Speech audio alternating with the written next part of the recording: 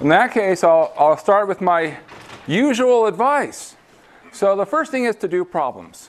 Math is about doing problems, and you have to actually be there and do them. It's not enough to be in a room where math is being done to say that I've learned math. You have to be an active participant, and the way you do it is to do problems. And the more that you do, the better that you get.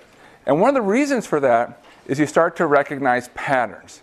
There's a lot of patterns that go on. The second thing is take care of your health. This can be very stressful, and so we want to make sure that you realize that you need to take some time for yourself. This includes, making sure you get enough to eat, get enough rest, go out and take a walk maybe if you need to. We want to make sure that when you start the exam, you are at your absolute best. You shouldn't start your exam mentally exhausted. That doesn't work very well. Start fresh and ready. Now, when you end the exam, it's okay to be mentally exhausted. But at the start, no. The last thing I want to say is please don't force solutions. So what we tend to see is that people get to a problem and they don't think about it very long, or they don't have an idea, and then you just say, well, I remember one day we talked about such and such a technique. I haven't seen it on any other problem, so I'm just going to make it this problem. It has nothing to do with it, but they're trying to force solutions into it. Also, you might say, oh, I recognize the type of problem. There was a quiz problem I remember just like that involved that type of problem, and I'll just repeat what we did on the quiz problem. But that won't work either. These problems are new. They're fresh. So you have to be able to understand them. So don't force solutions. Instead, take a moment, lean in, close to the paper. What's that? What are you asking me to do? Oh, that's what you want me to do. All right, then I'll do that. So work with the problem. Don't try to force things. It gets much better if you cooperate with math than if you try to not cooperate. All right. The problems themselves are not really in any particular order, so we will be jumping around. So the first problem. Find the derivative of cosine of x times x to the x plus 2 to the x, and all that's raised to the sine of x, and all that's divided by e to the power 3x times arctangent of x. Now, when you look at this type of problem, you should look at this and you should pretty much automatically know that you're going to have to use logarithmic differentiation. Now, the reason I say you should know pretty much automatically is there's something going on in this problem that says you're not going to make progress as is. And the thing that's going on in this problem is you see that there's this x to the x plus 2 to the x to the power sine x. So whenever you have x's involved both below and above, look, you've got to use logarithmic differentiation. There's no other choice. That's our way to take care of these types of problems. So you have to say, well, what is the rule for logarithmic differentiation? It's the following. The derivative of f of x is f of x. Oh, that's not so bad. Oh, wait, there's more. Derivative of natural log of f of x. So you're going to use the properties of log. Now, the thing is, log is a wonderful tool, and there are 3 nice properties of logs that say I can break things and pull them apart. See, our goal in math is to break things into simpler, easier to solve pieces. So what are the 3 properties of logs that make logs so cool? Well, one is that multiplication becomes addition. So log of a times b is log of a plus log of b. The other one that's similar to that is that division becomes subtraction. And the last one is that when I have an exponent, log of a to the power b, I can pull the exponent down. See, now you see why this can be useful. Because when I have a function to a function, when it comes down, it's now a function times a function, and there we have a rule. Okay. Now you might be thinking, hey, there's this really cool technique that says, I'll just call what I'm taking the derivative of y, take the log of both sides, and work it out. Doesn't that work? It does, but you're going to run into trouble with some things, and in particular, this one is set up so you'd run into trouble. You might think, well, that's kind of mean. Yes, but we want you to learn. And this is how you learn. Okay, so here we go. So we're going to say, write the function down again. So by the end of this problem, you're going to see that the hardest part of this is you have to keep rewriting stuff. And other than that, it's really just a matter of being patient. Of course, that can be a tricky thing, being patient.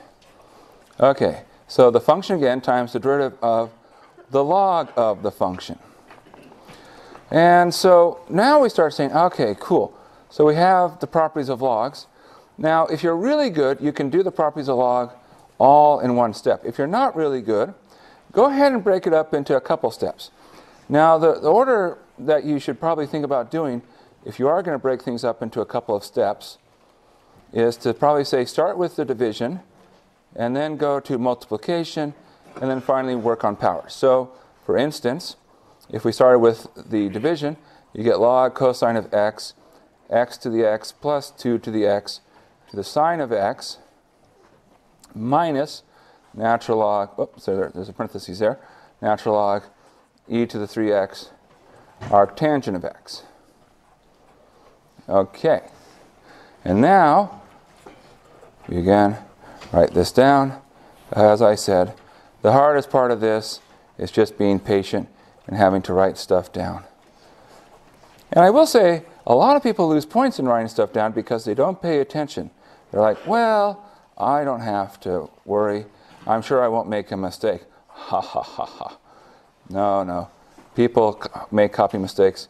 I've seen 9s become 4s and all sorts of stuff. So I'm now doing the multiplication. See how the upstairs there was a cosine x times this expression, so that became a plus.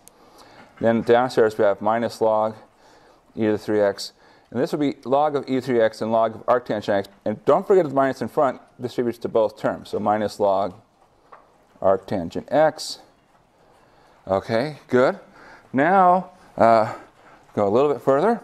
We're getting close to the point where we actually take derivatives.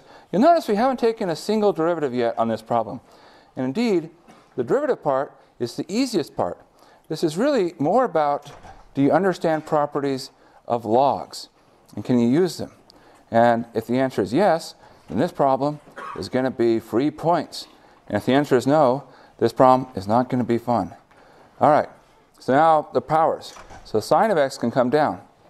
Sine of x, natural log x to the x plus 2 to the x.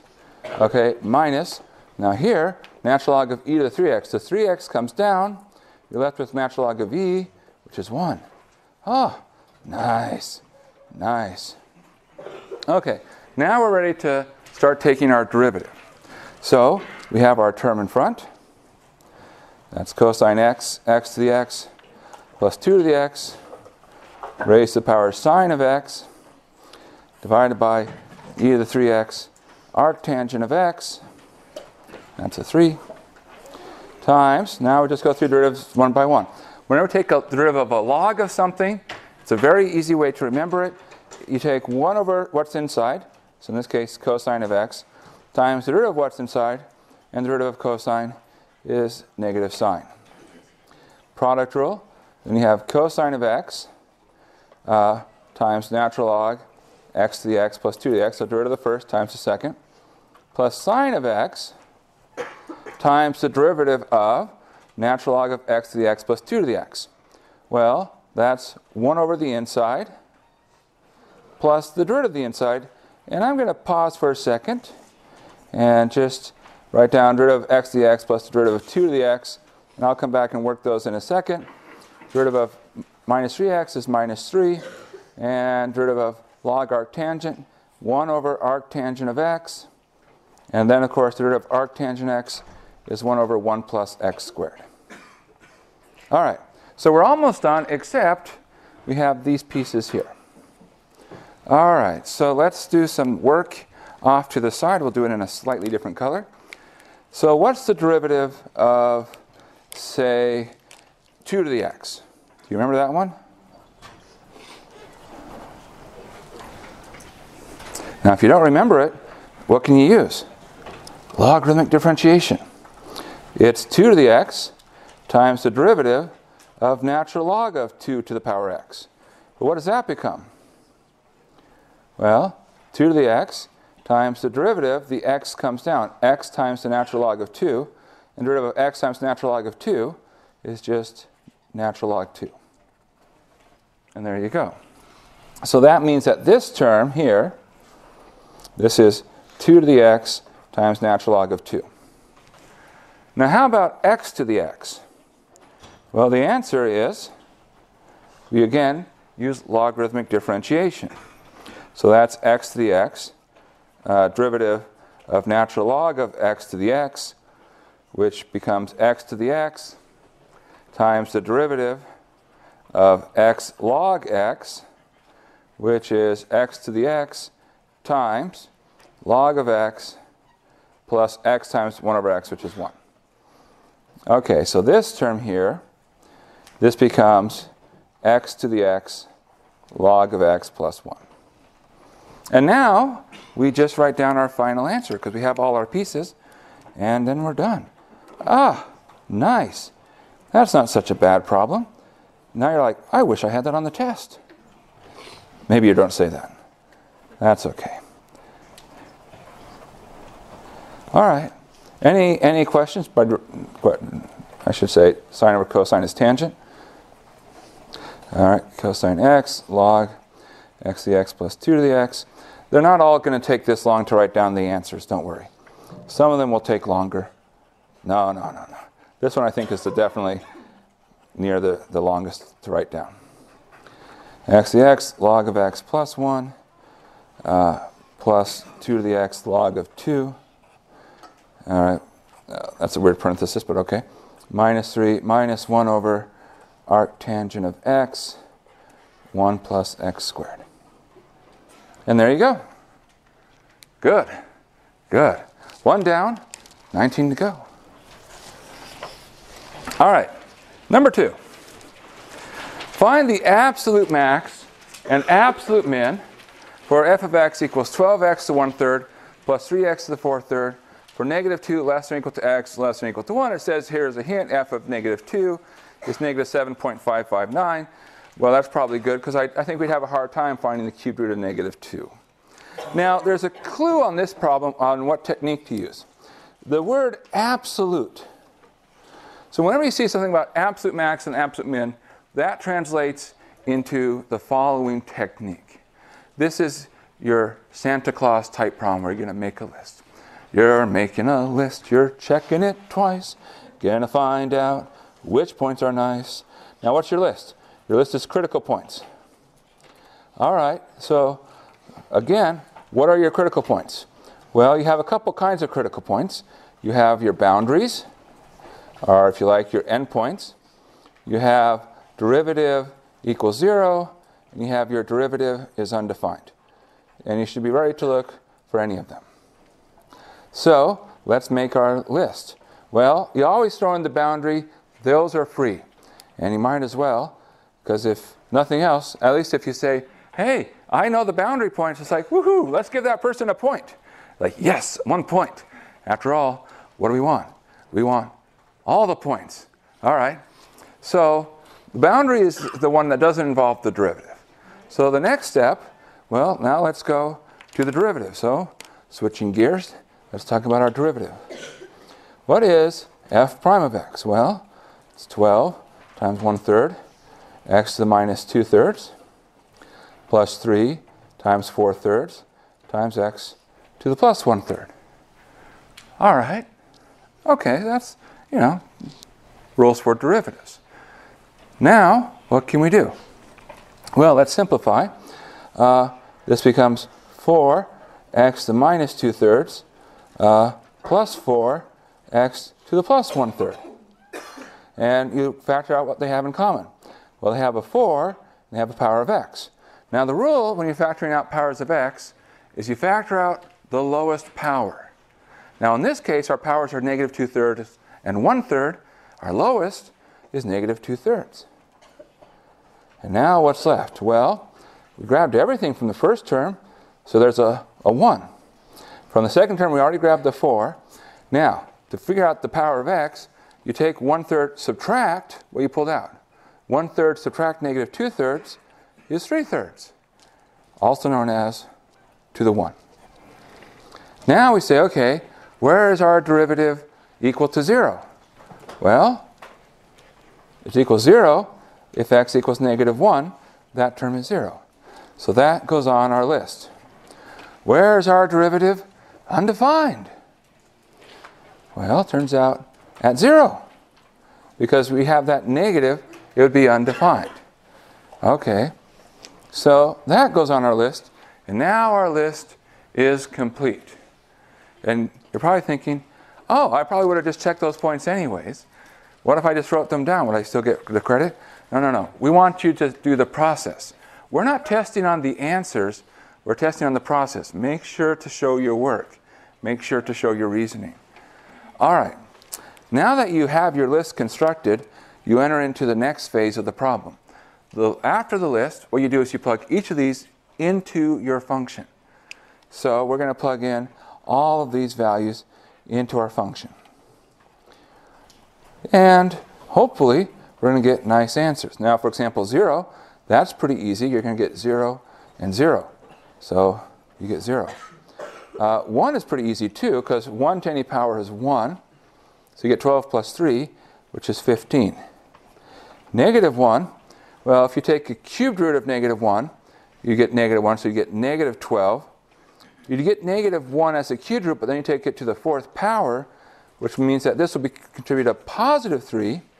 Negative 12 plus 3 makes negative 9. And then f of negative 2, well, I'm going to guess that's about negative 7.559 because I'm going to use the hint. You know, use the hint. They gave you it there for a reason. It's not like an anti-hint. Don't use this fact. You use it. And now we're ready to read off our answer.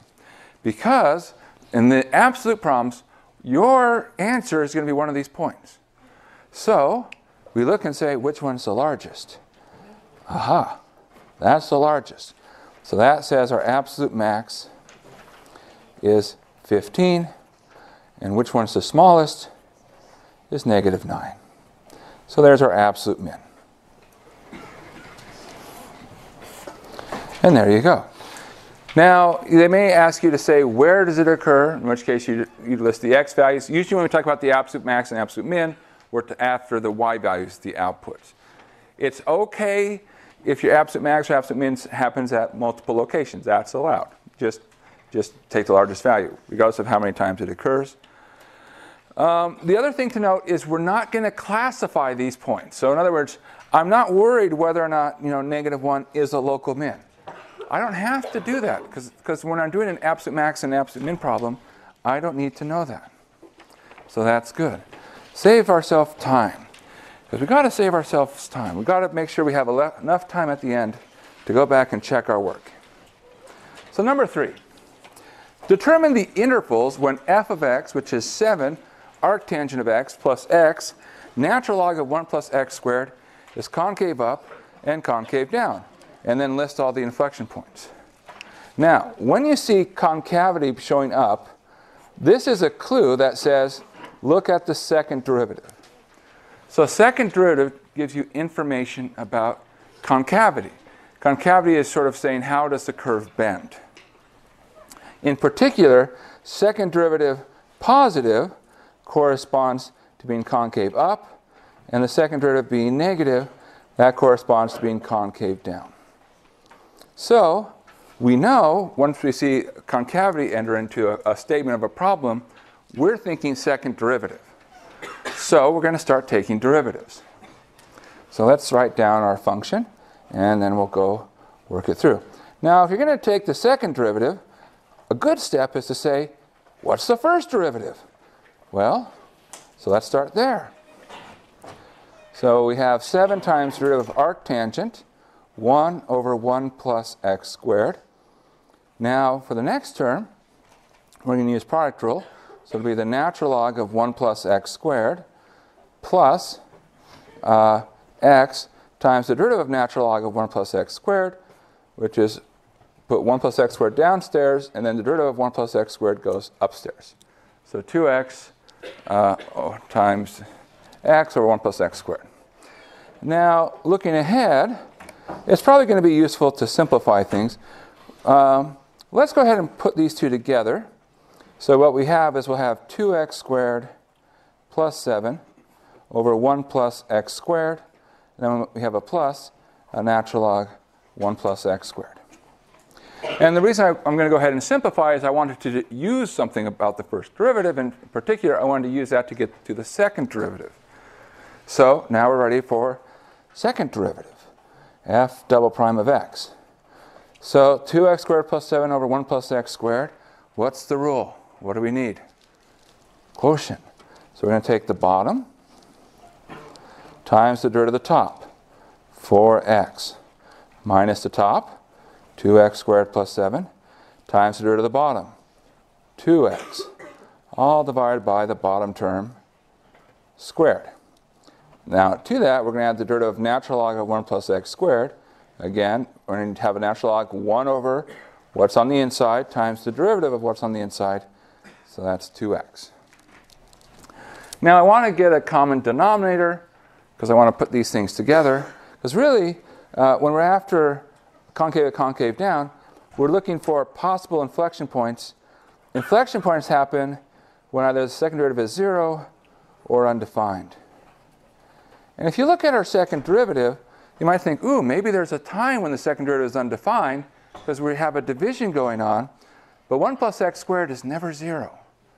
It's always at least 1.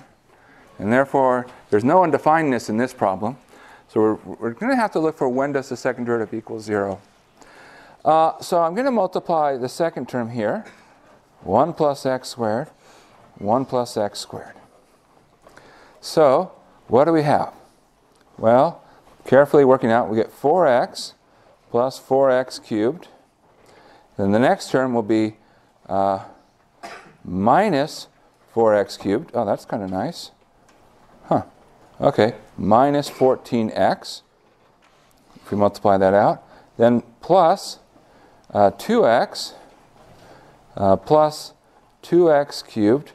All that divided by 1 plus x squared squared. Now, that will cancel, which is good news for us. So we get 2x cubed. 4x minus 14x is minus 10x. And then plus 2x. Wait, no, because I also got, there's this. I got too fast. Minus 8x. 4x minus 14x plus 2x. There we go. All right, all divided by 1 plus x squared squared. Now this is looking very promising, because if you factor out a 2x on top, you get x squared minus 4. And that's like, wow, that's working out very nice. Suspiciously nice.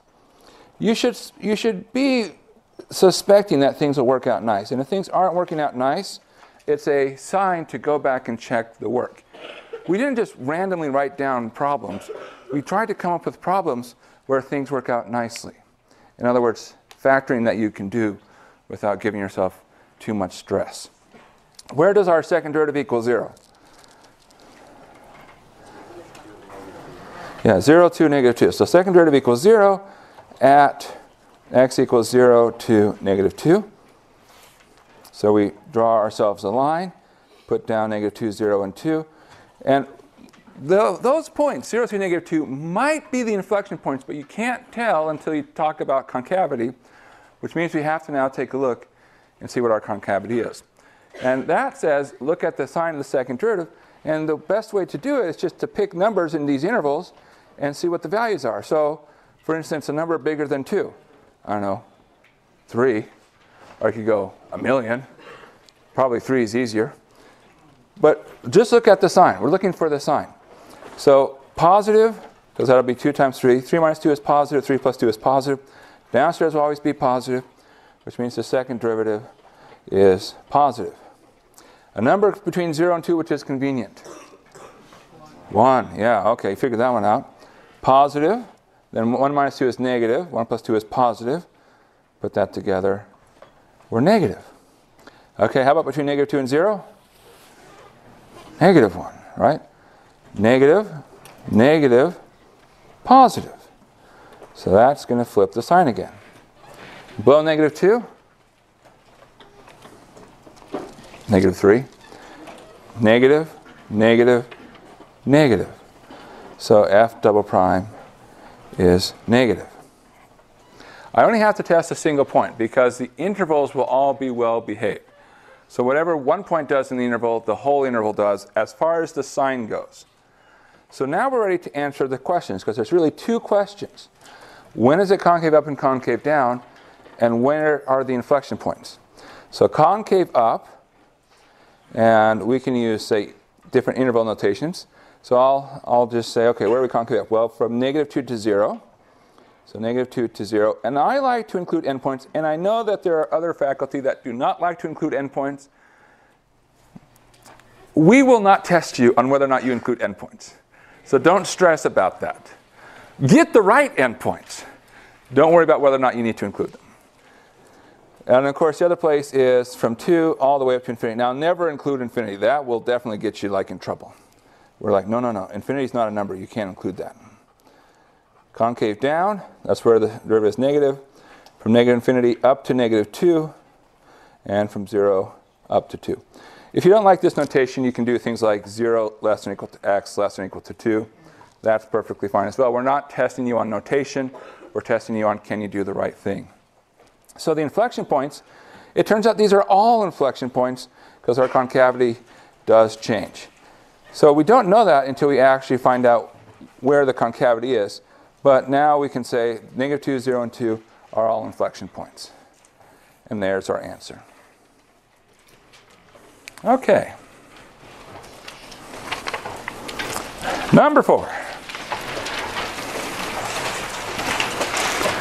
Find dy dx given sine of y plus x to the y plus x squared equals 4 e to the y. Now, looking at the problem, one of the things we want to do is try to figure out what are we supposed to use. So looking at this, there should be one thing that stands out, like one word that comes to mind. What's the word that you're thinking of? Implicit. Implicit is the right word to come to mind. Not the, I'll skip this problem. That's the wrong word. Implicit. Implicit. Now what's implicit? Implicit says I can't solve for y. So if you have something where you can't solve for y, that means it's implicit. Now, how does implicit work?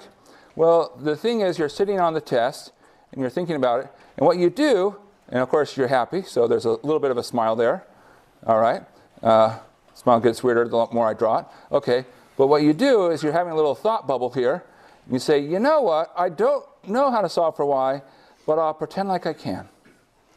So that's what you're doing while you're taking the test, is you say, if I see a problem that's about implicit differentiation, I think, oh, y is some function of x. I just don't know it. But if you can think that way, then you're good to go. So once you have that thought in mind, here's the idea. You take the derivative of both sides with respect to x. But the key is, wherever there's a y, you think y of x. So again, this is, you wouldn't need to write this down, but this is what you would think. Sine of y of x plus x to the y of x plus x squared equals 4e to the y of x. So that's how we would think about this relationship. Now we take the derivative of both sides with respect to x. So let's go through and talk our way through it. What's the derivative of sine of y? Cosine of y. Chain rule then, derivative of the inside. Derivative of y with respect to x. You can write it as y prime, or you could write it as dy dx. Either is fine. We understand that y prime is another way to write dy dx. Now, how do you take the derivative of x, y to the x? What's our rule?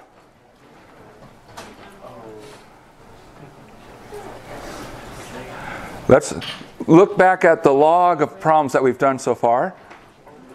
It's the logarithmic differentiation. Because you see there's both x downstairs and upstairs. You're probably thinking, oh, you mean we could like mix ideas together? Yes, it's allowed. It's not like here's this one compartment over here, here's this other compartment over there, and ne'er the twain shall meet. See, we get to weave all this beautiful tapestry that is calculus together. So be prepared. Don't be worried. Don't be nervous. Don't be scared. Be prepared. So logarithmic differentiation says it's the function times the derivative of the natural log of the function. And we'll come back and work on that part. Okay, derivative of x squared. 2x. Derivative of 4e to the y of x. 4e to the y. And then dy dx or y prime. Okay, now let's pause and finish this part up here. So this would be the same as the derivative of y times the natural log of x, because I can use the power of log.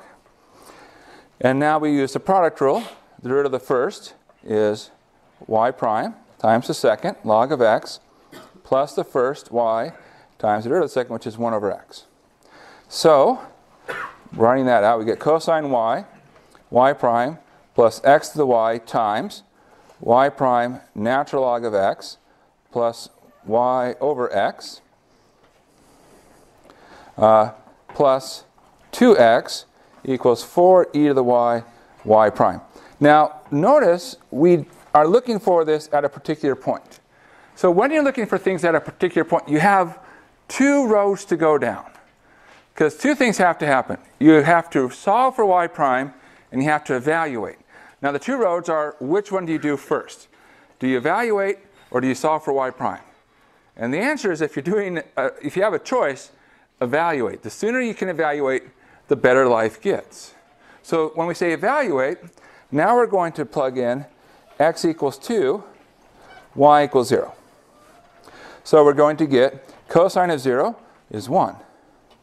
So we get y prime. Then we have 2 to the 0, which is 1.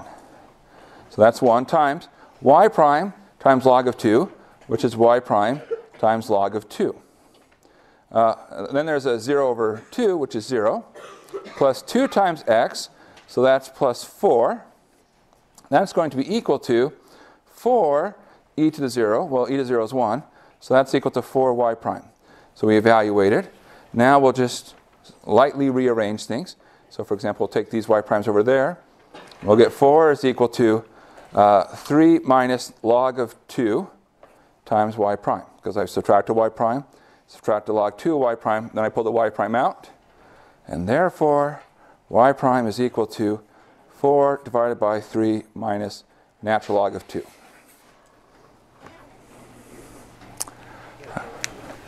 All right, good. How you doing? Is there a question? Yes? Where did 3 come from in the last answer?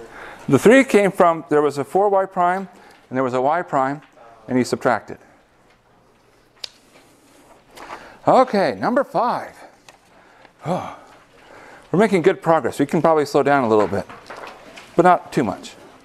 Okay, answer the following questions for f of x for the interval from -4 to 2, and for parts b to e, use the graphs in part A, and include a brief explanation justifying your answer. Oh, okay.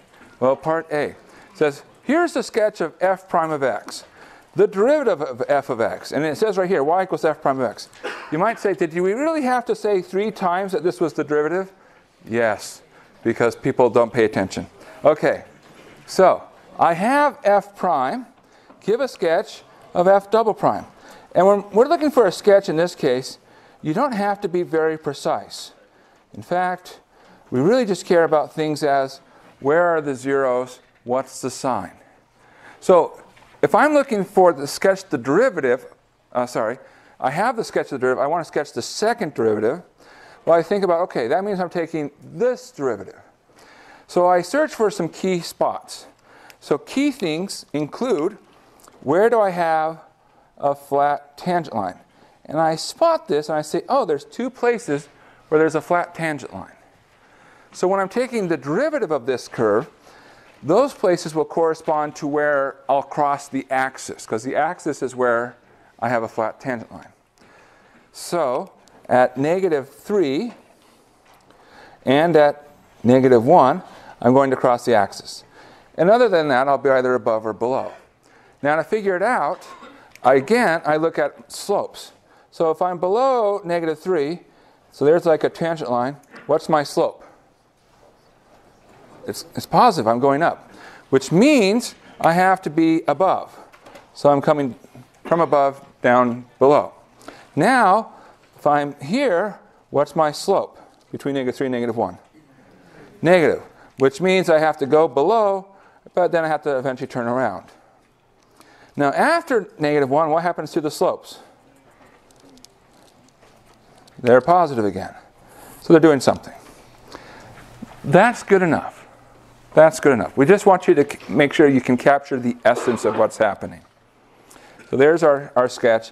So this is, we should label this. Here is y equals f double prime of x. Now, part B. Identify the intervals where f of x is increasing and decreasing. Now, again, let's pay attention. We're talking about f of x right now. If I want to know about when f of x is increasing and decreasing, which derivative do I look at? First derivative. So that means I'm looking at this image, the one on the left. So increasing is where f prime, we're going to think of that as being positive, and decreasing, we generally look at that and say when is f prime negative. Now that's not quite technically correct, but it's close enough for what our purposes are. So where is the derivative positive? Again, where are we above the axis here? Starting at 1 and going forward. So that tells us when we're above 1. When are we below the axis? And the answer is when we're below 1. Okay, so there's the answer for part B. And our explanation is because we understand how increasing and decreasing work. Okay, how about the critical points? Well, critical points, that is either f prime equals 0 or f prime undefined. For f prime undefined, there's none of them. Sometimes we use this little symbol here. I don't know if you've ever seen that before. It comes from the Norwegian alphabet, and it's pronounced So it's like, yeah, you're right. There's nothing there. Good. All right. F prime equals 0. Where does the derivative equal 0? At x equals -3 and at 1. So there's two critical points, -3 and +1. Now, we have to classify. So if you want to classify, there's two types of classification tools. One type of classification tool is the first derivative test. The other type of classification tool is the second derivative test. And you might say, which one is the right one to use? And the answer is whichever one you'd like. I think the first derivative test is a more powerful tool. So I prefer the first derivative test. So let's talk x equals -3. So for -3, if I look at the first derivative, f prime, let's see the sign. What's the sign below -3? Negative. The sign after -3? Negative. So I'm going from a negative to a negative. What does that tell me about the function? You're going down, and then you're going down. Going down, down, down. Okay. So what kind of point is -3? It's neither max or min at -3. Now, how about at 1? Okay, so here's 1. And I'm going to look at f prime. Well, what's f prime before 1? Negative. What's it after 1? Positive. So I'm going down, then up. So what do we have? So this is a min at x equals 1. Okay, so we identified them, and we did a classification. Okay, D. Intervals where f of x is concave up and concave down. Well, we've already talked about concave up, concave down means second derivative.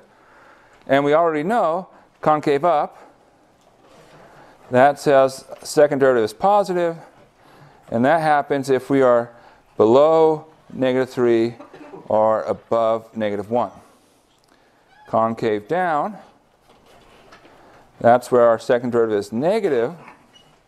And that's if we're in this interval between -3 and -1. Now, inflection points. Inflection points are just any time when we change concavity. So this is where concavity changes. And do we see any time when concavity changes? Well, the answer is at -3 and -1 because we switched the signs. So the concavity changing in terms of the second derivative, is you're crossing through the axis. So happens at x equals -3 and x equals -1. Okay. And there you go. So this is trying to get to the point of saying, do you understand the qualities? You know, sort of like, can you interpret the graphs? So a lot of things that happen is people misinterpret graphs. So make sure if you see a graph, take a second and make sure you understand, what does the graph represent? Is it the function? Is it the derivative? How do I interpret things? And oftentimes it comes down to understanding the signs. As the song says, I saw the sign, and it opened up my eyes. I saw the sign. All right, number 6. Given that for a particular value of b, the function f of x, which is e to the power bx over x squared plus 4, has a critical point at x equals 1, then determine the value of b, the intervals where the function is increasing and decreasing, and classify all the critical points of f of x. So there's a lot to do on this problem, but that's okay. We have plenty of time. We get 75 minutes for the whole exam, so we can spend our time on 1 or 2 problems. Okay, so we're talking about increasing, decreasing, so we know we need to be looking at the first derivative. But the other reason we know we have to look at the first derivative is because it says there's a critical point, and there's no boundary, which means, okay, we definitely have to be looking at the derivative. So we take our derivative, f prime of x, do a quotient rule. So we're going to take the bottom, x squared plus 4, times the derivative of the top, which is b e to the bx, minus the top, e to the bx, times the derivative of the bottom, which is 2x. And that's going to be divided by x squared plus 4 quantity squared. Now we can pull out the e to the bx. That's perfectly fine. Then we're going to get b times x squared plus 4 minus 2x, all divided by this quantity x squared. Oh, there's a b here, 4b. Don't forget the b's distribute. X squared plus 4 quantity squared. Now, at this point, you might feel like, okay, well, I guess we're done. Because we can't really go any factor. We can't factor this unless we know something else about b. So now we have to think about what's true. Well, we have to use the information given to us. And there's a key thing given to us, that we know there's a critical point at x equals 1. Now, this function is never undefined, because all the pieces are nice. The denominator is never 0. So if I have a critical point at x equals 1, what must be true? Must equal 0 if I plug in 1. So critical point at x equals 1 is secret code for saying f prime of 1 is equal to 0. And now we're like, ooh, I've received the code. So I'm going to apply that. So we get that 0. This is f prime of 1. That's equal to e to the b. Well, that definitely can't be 0. Times b plus 4b minus 2. So I'm just plugging in 1. All divided by 5 squared. Well, of course, the e to the b, the 5 squared, that's not contributing to 0. So what do we end up with? Well, b plus 4b minus 2, or 5b, equals 2. So that says b has to equal 2/5. So now we know what b is. Okay, because remember, that's what we were told to find. Determine the value of b. So we now know the value of b, 2/5. What do we do with it? Well, put it back in. So we can update. This becomes e to the bx times 2/5 x squared plus 8/5 minus 2x. All divided by x squared plus 4 quantity squared. Yes? Oh, you're right. E to the 2/5. Yeah. Thank you. Okay. So at this point, you're like, we got to factor that. But we probably want to factor it here. What else should we do? Pull out a fifth. Fractions. Man, you would think that by now, after years of fractions and humans living together, that we would have found ways to coexist. But not yet. Okay, so this will become 2x squared. Oh, actually, we can pull out let's pull out 2/5, right? Might as well. So if we pull out 2/5, that'll become x squared. This term will become minus 5x, and this term will become plus 4. Divided by x squared plus 4, quantity squared. Now, what can we do with x squared minus 5x plus 4? We can factor it.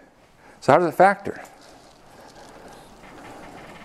So again, we have that 2, either 2x over 5. I'll put that 5 downstairs. 5x squared plus 4, quantity squared.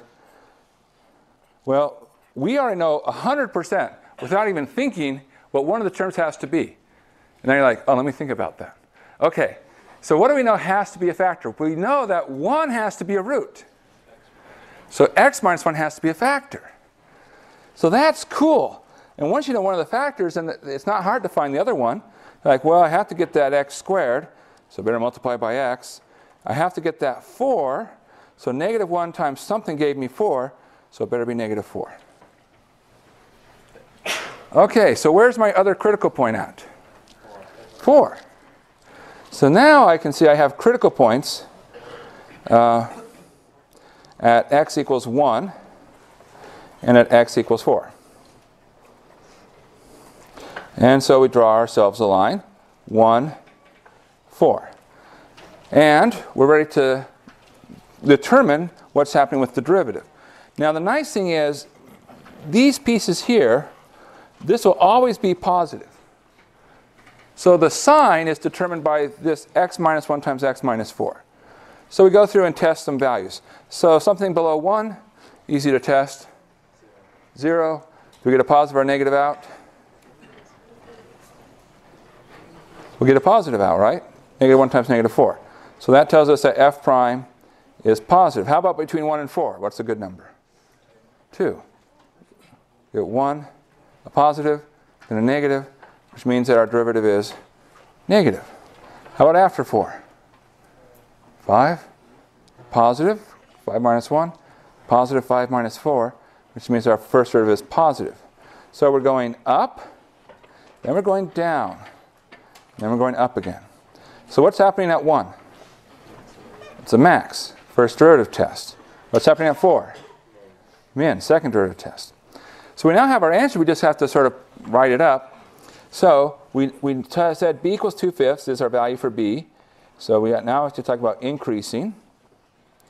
So we're increasing below 1, so negative infinity up to 1, and then from 4 off to infinity. We're decreasing in between 1 and 4. And our critical points, well, x equals 1, that's a local max. And x equals 4, that's a local min. Now, it's proper to say local max and local min when you're applying these derivative tests, because you can only talk about things locally. I don't think we're going to mark you down if you don't write the word local, but it's good to understand that when we talk about these things, we're really talking about what's happening nearby. Number 7. Use the linearization of f of x equals 5 square root of x minus 3 times the cubed root of x at x equals 64 to estimate f of 62. Now, linearization is just a really fancy way of saying tangent line. So whenever you see linearization, think tangent line. Or if you see the word estimate, you should think tangent line. Because what's happening is we say, oh, we have this function that's a little bit hard to understand at certain points, but convenient to understand at other points. So we're going to use the place where it's easy to understand to help us estimate the parts where it's hard to understand. And generally speaking, these are going to be close to each other. So how do we proceed? Well, we're going to find the tangent line at 64. So to find the tangent line, we have that our tangent line, which we're calling our linearization, that's our function at the point A minus f prime of A times x minus A. In our case, A is 64, and our function is this. So f of x is 5 root x minus 3 cubed root of x. And we start by saying, let's write this as a calculus student would. So 5 times x to the 1/2 minus 3x to the 1/3. So f prime of x, well, the 1/2 comes down, so that's 5/2 x to the minus 1/2. Here the 1/3 comes down, so minus x to the minus 2/3. So our next step is to evaluate. So we plug in 64. Now 64 isn't just any random number. We're going to have 5 times the square root of 64. Well, square root of 64 is 8. Minus 3 times the cubed root of 64.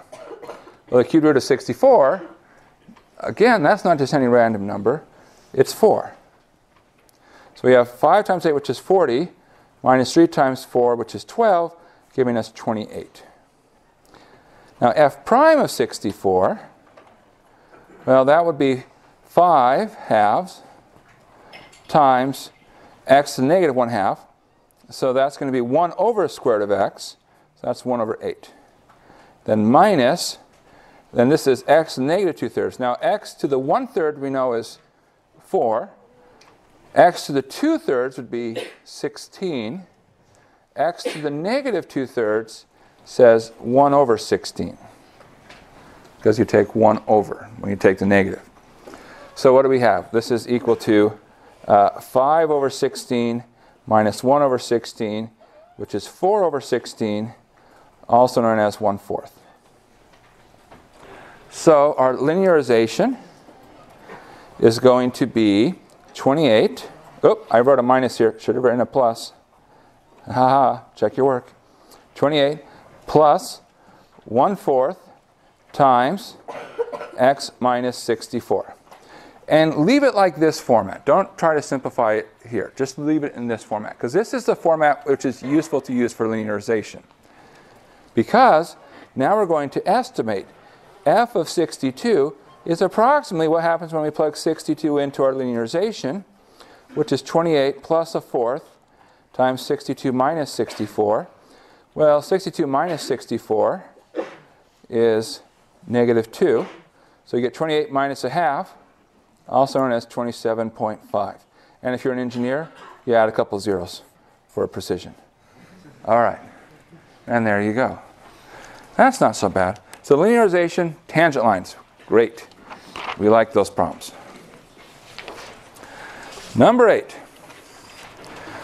Well, for the implicitly defined curve 2x cubed plus x squared y plus y cubed equals 4, determine the concavity of the curve near the point 1, 1. Now, there's a couple of things that will jump out to us. First off, we know we're going to do implicit differentiation because it basically is telling us implicit. You also see concavity. What is that telling us? Second derivative. So this problem is really saying you better find the second derivative at the point 1, 1 and interpret what's going on. So we go for it. And again, remember that when we're doing implicit differentiation, wherever we see a y, we're going to think of it as y of x. So it's really x squared times y of x and y of x cubed. So we go. Taking the derivative with respect to x, 6x squared. Next one, product rule, 2x y plus x squared y prime. Then the last one would be 3y squared y prime. And that's the chain rule. And that equals 0. All right, well, that seems all fine and good, but we need the second derivative. So we're going to go ahead and take the derivative one more time. So taking the derivative one more time, we're going to get 12x. Product rule, we'll get 2y plus 2x y prime.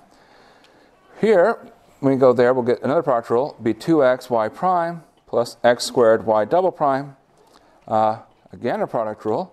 So that'll be plus 6y y prime times another y prime plus 3y squared y double prime equals 0. Okay, so we took two derivatives because we need to get to the second derivative. And now we plug in. Well, so we plug in at 1, 1. So we start plugging it in. So the nice thing about 1, 1 is it's easy to plug in 1, 1. We get 12 plus 2 plus, oh, wait a second, what do we do with y prime? Okay, let's come to the y prime and plug in. And since we need a y prime at 1, 1, so plug in here, we get 6 plus 2 plus y prime plus 3y prime equals 0. So, 6 plus 2 is 8, move it across. Y prime plus 3y prime says 4y prime equals negative 8. So what's y prime? Negative 2. Okay, so now we're back in the game. So remember, we're plugging in x equals 1, y equals 1 because of the 0.11. And we just figured out y prime is negative 2. So we're going to get 12 plus 2 plus 2 times minus 2, which is negative 4. 2 times minus 2, negative 4, plus y double prime, plus 6 times minus 2 times minus 2, so that's 24, and here, plus 3y double prime equals 0. Well, that's not so bad. We get y double prime plus 3y double prime makes 4y double prime from those two. Then we get 12 plus 2 is 16. Subtract 4, that gives 12 plus 2 is 14. I'm sorry, I can do math. Subtract 4 is 10. Subtract 4 again is 6. And add 24 gives us 30. Equals 0. And therefore, 4y double prime is negative 30, or y double prime is negative 30 divided by 4, which is the same as negative 15 divided by 2, which if you really log on to, you can write this as negative 7.5. But we don't care about the value so much as we care about what? The sign. So, the concavity, we can now say this is negative, and therefore we can say this is concave down. So that's telling us information about the curve. So remember, what is it saying? You could actually say a little bit now. So we have this point 1, 1. We know what the tangent line does, is it comes through with a slope of negative 2. Here's the tangent line. Okay, obviously I missed a little bit there. Big point. All right. Now, concave down will tell us something. Will I be below the curve or above the curve if I'm concave down? So the nice way to remember this is if I'm concave down, I'm down below the tangent line. So this is concave down. Now, I can only talk about locally. Nearby, it's going to go underneath.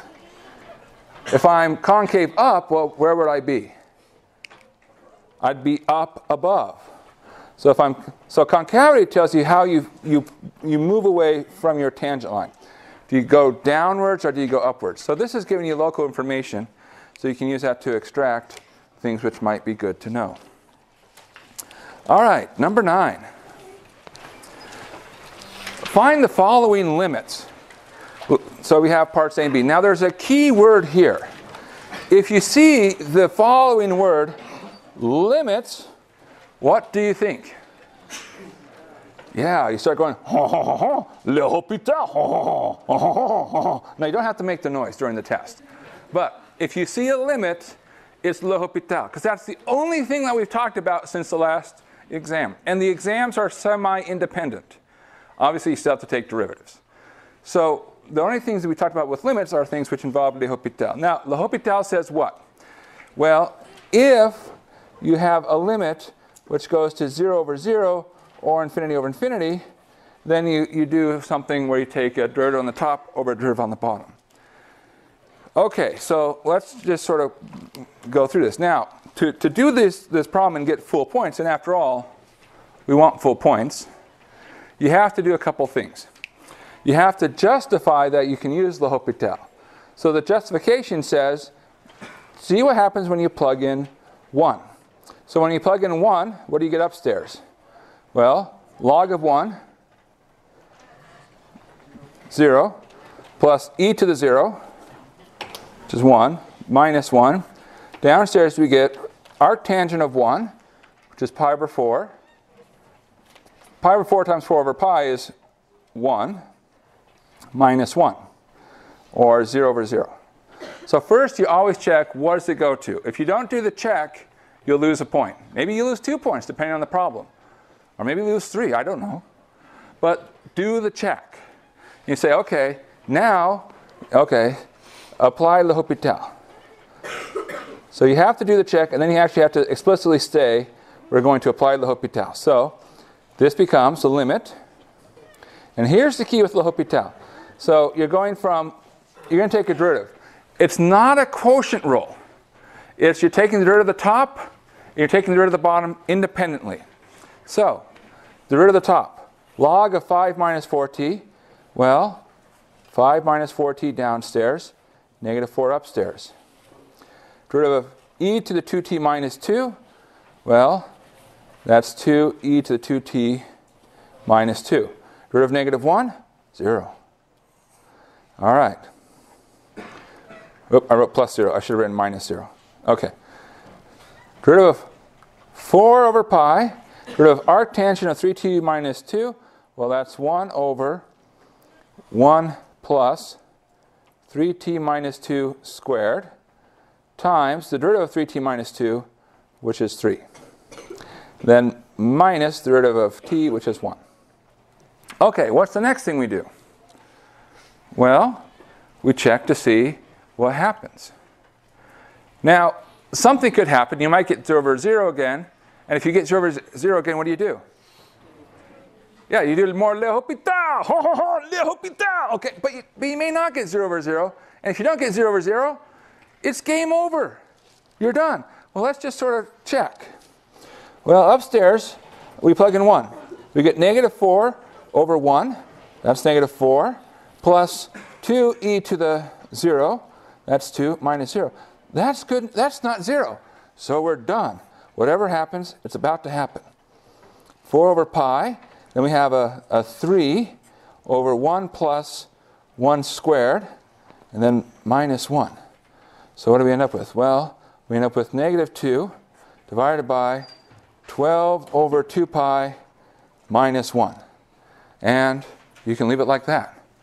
That's fine. That's a perfectly fine answer. Now, if you don't like fractions within fractions, if you multiply top and bottom by 2 pi, you'll get negative 4 pi divided by 12 minus 2 pi, which is also a perfectly fine answer.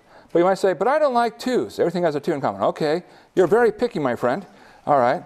So how about negative 2 pi over 6 minus pi? Okay, I'm satisfied. All right, good. All right, you're a hard person to please. All right, part B. Now, you look here and you say, wait a second. That's not L'Hopital. What's the problem? Well, what's it going to? The inside goes to 1 plus 0, which is 1, and the upstairs goes to infinity. That's not a fraction. But it's also an indeterminate. Now, indeterminate just means I don't know what it is. And so it's a good candidate for L'Hopital. So in order to use L'Hopital, we have to get it to a fraction. So we'd like to somehow bring that exponent down. What brings exponents down? Logs do. So you say, okay, we're going to set L equal to whatever this limit is. Now, you don't have to do it this way, but I find this is the easiest way for me to follow the work. And so I would encourage you to at least consider it as an option. Now, the nice thing about logs is log gets along well with limits. And the reason it does is because log is continuous. And continuous functions, you can pass the limits through. So this is the limit as t goes to 0 of the natural log of cosine of 4t plus 5t squared to the 1 over t squared. And so this becomes the limit as t goes to 0 of the natural log of cosine of 4t plus 5t squared over t squared. Okay, now we have a fraction. We have a good candidate. Let's see if it's an actual good candidate for L'Hopital. So what does the top go to? Well, goes to log of 1. The bottom goes to 0 squared, but that's just another way of saying 0 over 0. So we can apply L'Hopital. So this equals L'Hopital. So I'll even draw an arrow that says this is L'Hopital. L'Hopital. I'm getting the full points. Life is good. I feel like my L'Hopital is all of a sudden becoming a Yogi Bear. Oh, all right. So limit t goes to 0. Downstairs, that's pretty nice. I like that. 2t. Upstairs is stuff. Okay. 1 over the inside, so cosine of 4t plus 5t squared, times the derivative of the inside, which is minus 4 sine of 4t plus 10t. Now, I like to clean things up. And occasionally it does happen on the L'Hopital problems that once you clean stuff up, you get cancellation. Not always. And this is not one of those times. But I'm just saying, be open to the possibility. There's many things that are nice that can happen. So if we write that, we get minus 4 sine of 4t plus 10t upstairs. This other stuff goes downstairs. So you get 2t cosine of 4t plus 10t cubed. Okay. Now, what does this go to? Upstairs, what do you get? Well, sine of 0 is 0. 10 times 0 is 0. So 0. Downstairs, what do you get? Well, both terms have t's in them, so those are definitely going to be zeros. So 0 over 0. Okay, so we did our check to see if we could apply L'Hopital. And so now what do we do? Well, we do L'Hopital. Okay, limit. Someday I'm going to learn a second French word. So then I can have like 2 words. L'Hopital and, what is it? I guess maybe poisson. That's fish. Okay, there we go. Now I know 2 French words. Okay, derivative of the upstairs. Minus 4 times 4 cosine 4t plus 10. All right. Downstairs. Well, product rule. 2 cosine of 4t. And then what happens? We're going to get a minus 8t sine of 4t. And then we're going to get a 30t squared. Okay, now looking upstairs, that's not heading to 0. So whatever happens, it's about to happen right now. Okay, cosine of 0 is 1. So we have negative 16 plus 10, which is negative 16 plus 10. I'll simplify that in a second. Cosine of 0 is 1, so there's a 2. And then these terms are both 0, so we get 0. So we get negative 16 over 2. Sorry, negative 16 plus 10 is negative 6 over 2, which is negative 3. Now, is negative 3 our answer? No. Because we go back and see that's the log of our answer. And so to get our real answer, we don't forget to take e to that number. So there's our other one, e to the negative 3. All right. Number 10. Number 10 says, use the mean value theorem to show that e to the f of x plus x cubed plus 7 has at most 1 root. A root is where f of x equals 0. So, well, let's suppose it didn't have at most 1 root. Suppose it had 2 roots. So suppose it was 2 roots. What does that tell us? Well, it tells us that we have to cross twice. So that says there's 2 places where I had to have a 0, yes? If it has 2 roots, I have to cross the axis twice. Now, all right, so suppose 2 roots, and at 2 locations, we'll say x equals a and x equals b. I don't know what they are. Well, what would be true about f of b minus f of a over b minus a? Because the thing is, the mean value theorem is just a fancy way of saying f prime of c equals f of b minus f of a over b minus a. So if I had 2 roots at a and b, so here's a and here's b, what would be true about this quantity f of b minus f of a over b minus a? It have to be 0, because the upstairs is 0. So then, that says that there's some c so that f prime of c had to equal 0. Yes? That's the mean value theorem. So if I had 2 roots, I'd have to have some place where the derivative has to equal 0. But what's the derivative?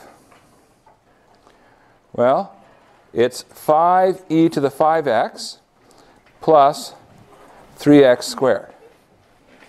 Because I can just take the derivative.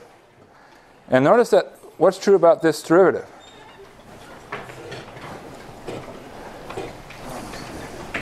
It's strictly positive, because 3x squared is always greater than or equal to 0, and 5e to the 5x is always greater than 0. This is always positive.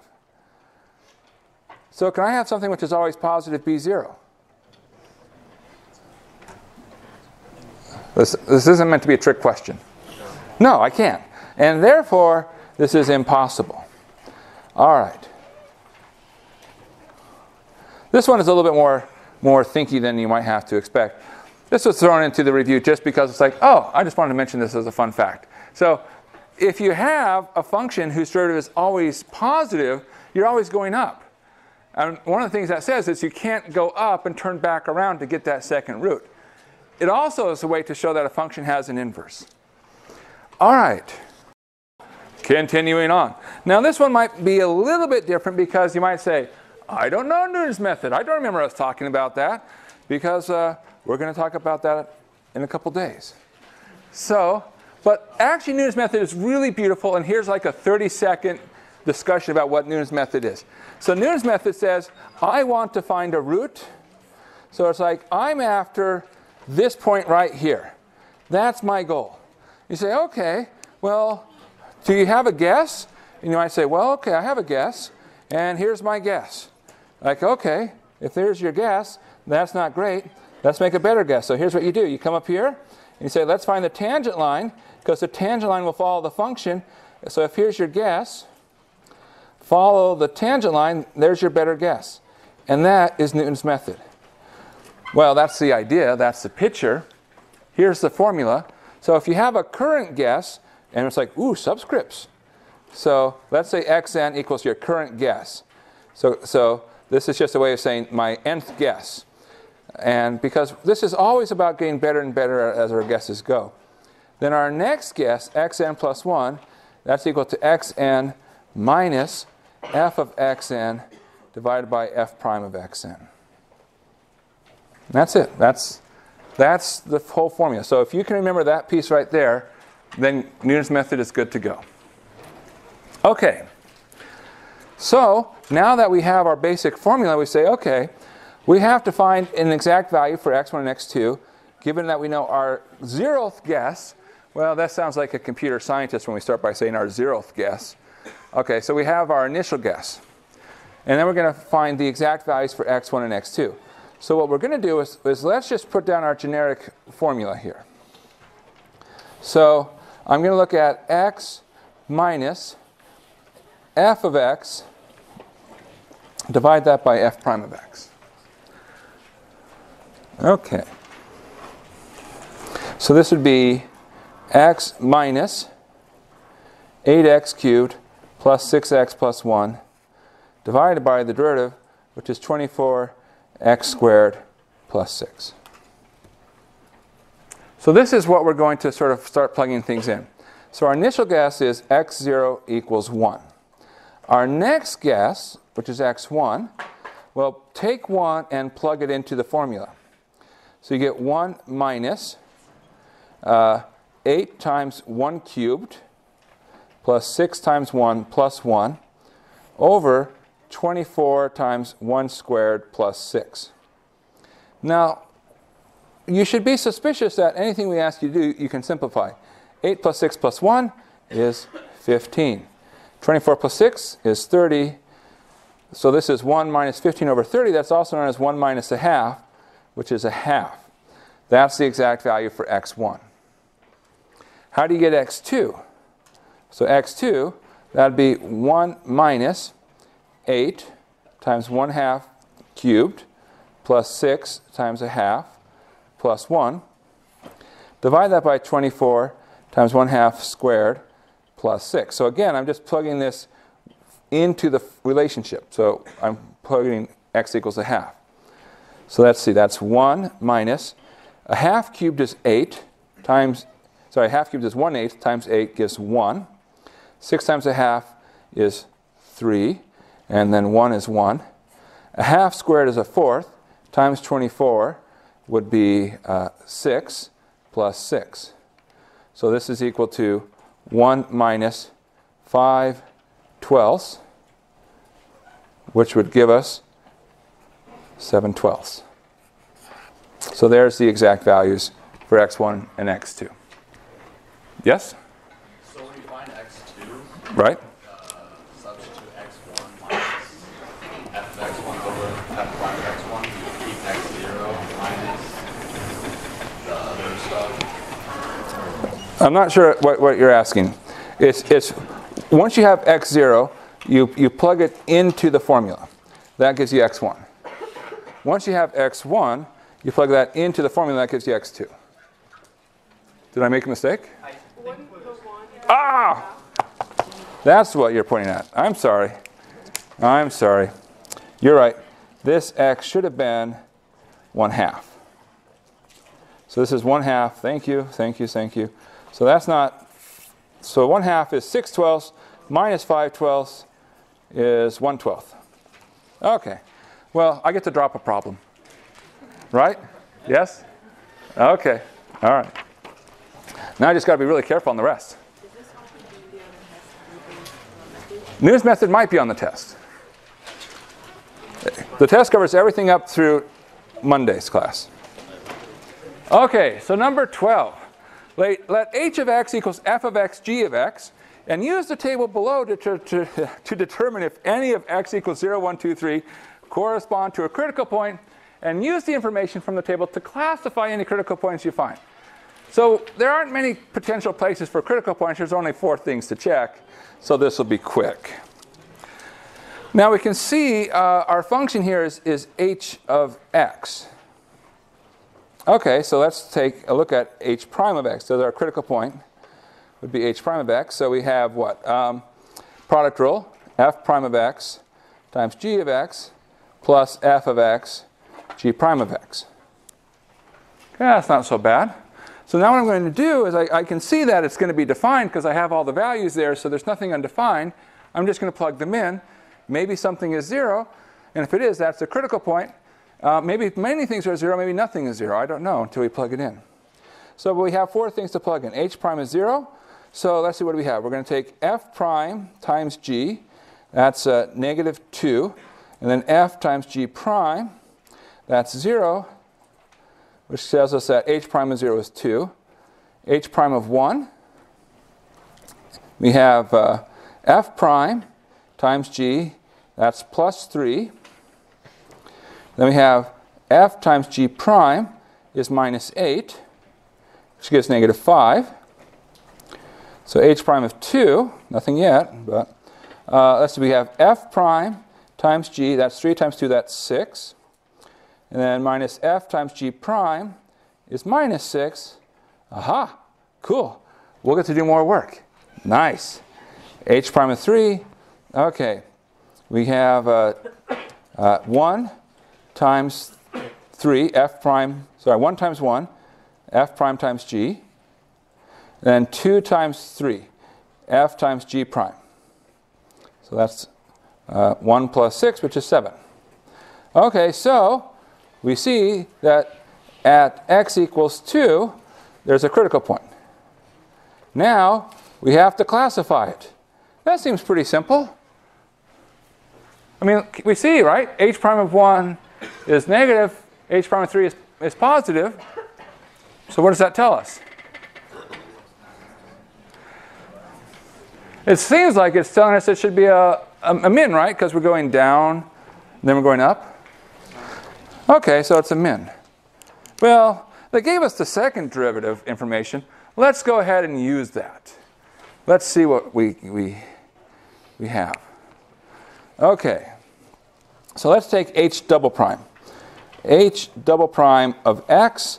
So if you work this out, and this might look familiar, in fact, it might even feel like we did a quiz question about this, because we did a quiz question about this.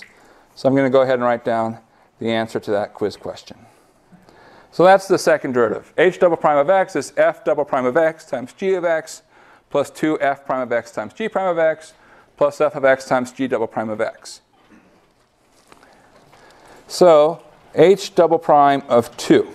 So what is that? That's f double prime of 2, which is negative 12, times g of 2, which is 2, plus 2. Then we have f prime, which is 3, times g prime, which is 6, plus f, which is negative 1, times g double prime, which is 15. Okay, so that's negative 24 plus 36 plus 15, oh, minus 15, sorry, because there's a negative. Negative 24 plus 36 minus 15 gives us an answer of negative 3, which tells us what? Well, second derivative test, remember there's some faces. If your second derivative is positive, your curve looks like that. If your second derivative is negative, your curve looks like that. And of course, if your second derivative is 0, you have no idea what's going on. Okay. Oh my gosh. All right. Now, our second derivative is negative. So what does that tell us about our point? It means it's concave down. So we have that 2 is location of a local max. What? Didn't we just say local min up here? What? What's going on? Which one is correct? You're probably thinking, the one he wrote down, I bet you is the one that's right. You are correct. This is the correct answer. So it is a local max. Now you're probably thinking, but wait a second, I can clearly see it's negative, then 0, then positive. But the problem is we only see a sample. We have no idea what happens between 1 and 2. So the function could be doing some crazy stuff between 1 and 2. You know, it might be doing some really wild up and down action. And because we don't know what's happening between 1 and 2, I can't use the information about 1 to say what's happening at 2. So be careful, be careful. You have to use the second derivative test, because that's the only place where we can reliably get information about what's happening at 2. All right. Okay. Number 13. Find and classify all the critical points of the following function. G of x equals 3x squared minus 2x cubed plus 6e to the x times x squared minus 3x plus 3. Ooh, looks fun.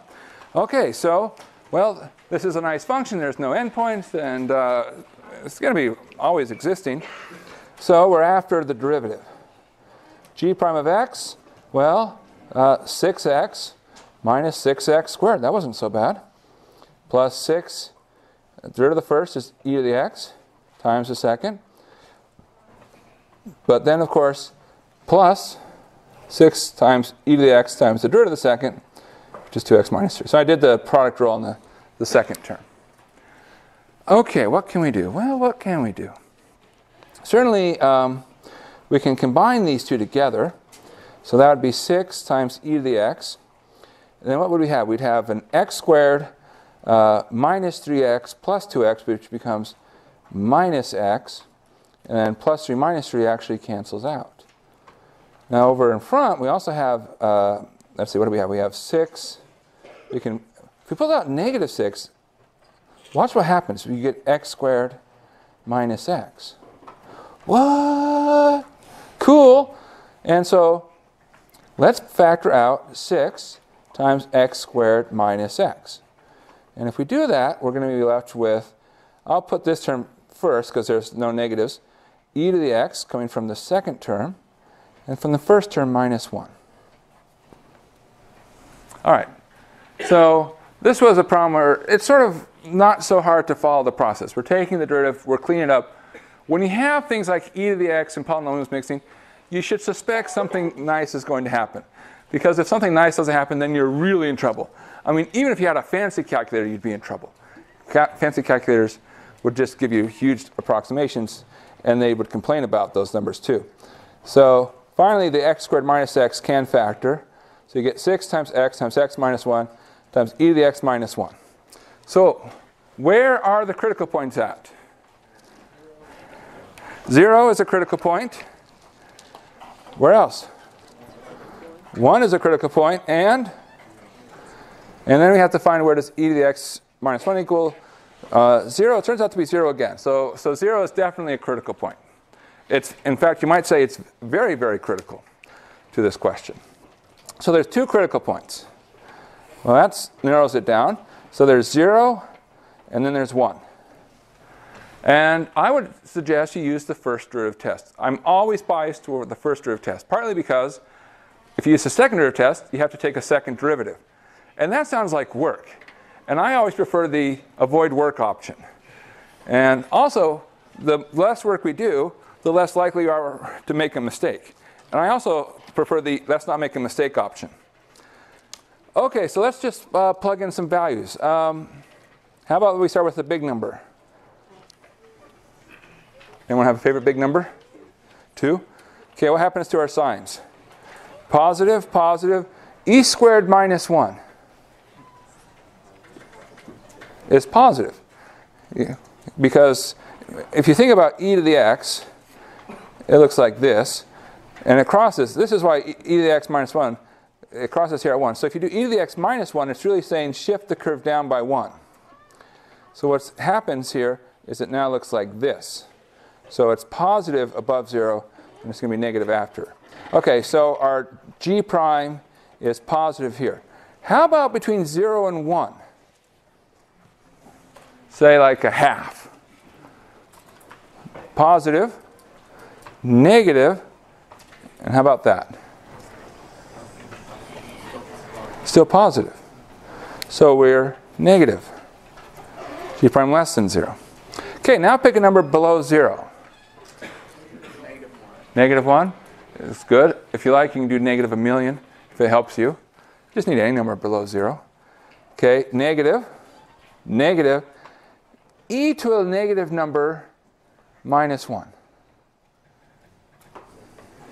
Negative. OK, so what's going to happen? Multiply them together, we get a negative. They're all negatives. So what's happening? At 0, we're going down, and then we're going down. So we know that x equals 0 is a critical point. So it definitely is one of the ones we have to find. But what kind of critical point is it? Neither. X equals 0, neither max or min. All right. Now how about at 1? We're going down, and we're going up. Yeah, so x equals 1 is a local min. And that's it. We found and we classified them all. So be ready. It might be the case that you find a critical point, but it doesn't necessarily have to be a max or a min. Number 14. Find all values C which satisfy the mean value theorem. OK, now we're back into the real fun stuff with mean value theorem. So we have f of x equals x squared minus 5 over x plus 1 on the interval between 0 and 4. Now the mean value theorem, almost always you just have to remember what it says. It says that there's some place where the derivative, which is the instantaneous rate of change, is equal to f of b minus f of a over b minus a, which is the average rate of change. So there's a process. The process is find the average rate of change, take the derivative, set it equal to the average rate of change, and then you solve. Now, can we apply the mean value theorem? To apply the mean value theorem, we need to have a function which is continuous and differentiable. This function has a problem at x equals negative 1. Does the mean value theorem still apply? Yes, because we are away from negative 1. So in the interval that we care about, we're avoiding problems, so the mean value theorem does apply.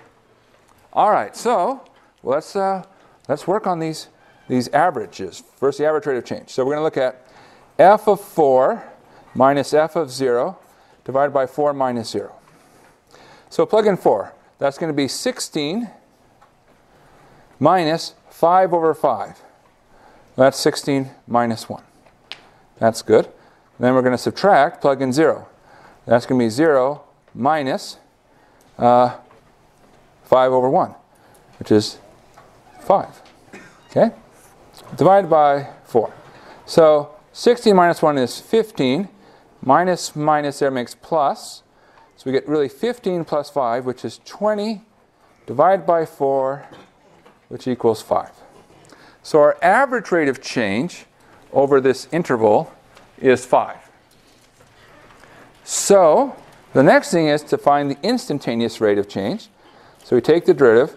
Now it might be helpful when you have derivatives like this to say, hey, the 5 over x plus 1 is the same as 5 times x plus 1 to the negative 1 power. So when you take a derivative, you can say, well, that's really 2x. The minus 1 comes down, makes it plus 5, x plus 1 to the negative 2. And then times the derivative of the inside, which is 1. So our derivative is 2x plus 5 over x plus 1 squared. And now we have our derivative. And so we set our derivative equal to our average rate of change. And we start working this through. So 2x times x plus 1 squared plus 5 equals 5 times x plus 1 squared. Now, in case you're wondering what I'm doing, that's get rid of the fractions. Fractions, they challenge us. We're multiplying everything by x plus 1 squared, so the fractions are gone. Now, x plus 1 squared is x squared plus 2x plus 1. So I can multiply that out, and then I should expand. So we're getting 2x cubed plus 4x squared plus 2x plus 5 is equal to 5x squared plus 10x plus 5. Now at this point, you're probably going, oh my gosh, is this going to work?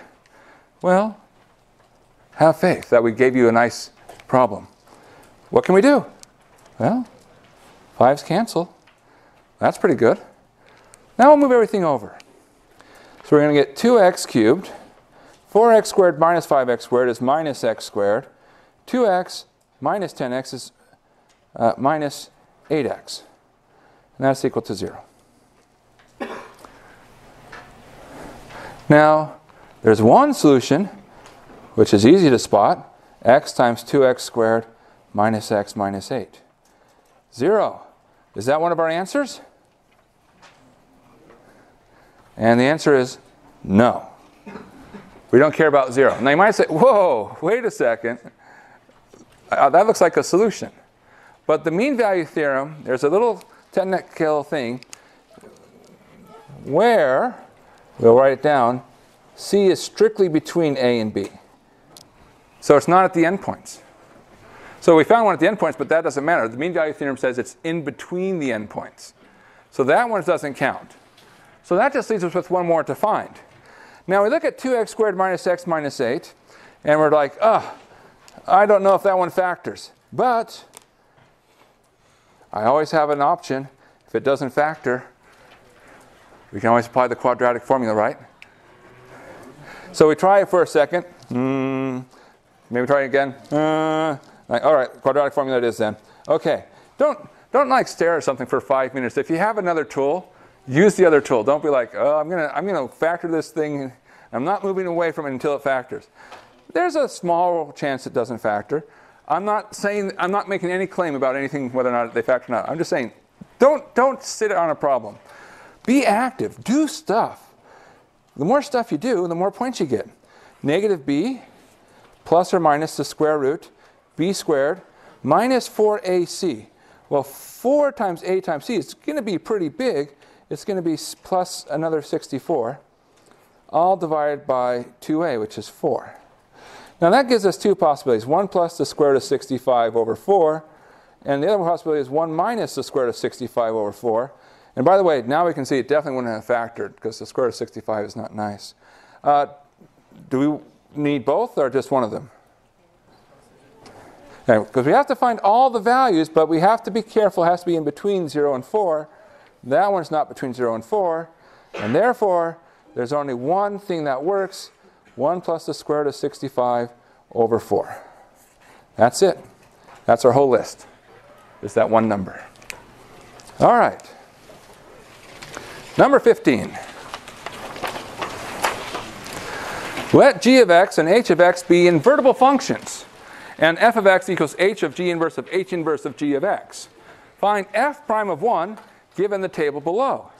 Now, There's a clue on this one, what you should use. What's our clue? This is the clue.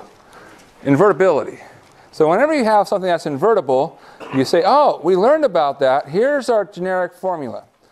The derivative of f inverse of x is 1 over f prime of f inverse of x. Okay? So if you see something about there's an invertible function, or there's a, if you see an f to the negative 1, or a g to the negative 1, or if you see something to the negative 1, that's the rule. Know the rule. And if you don't know the rule, you're in trouble, because you're not going to make much progress. So it's good to know the rules. Okay, so this is just going to be a test of our patience.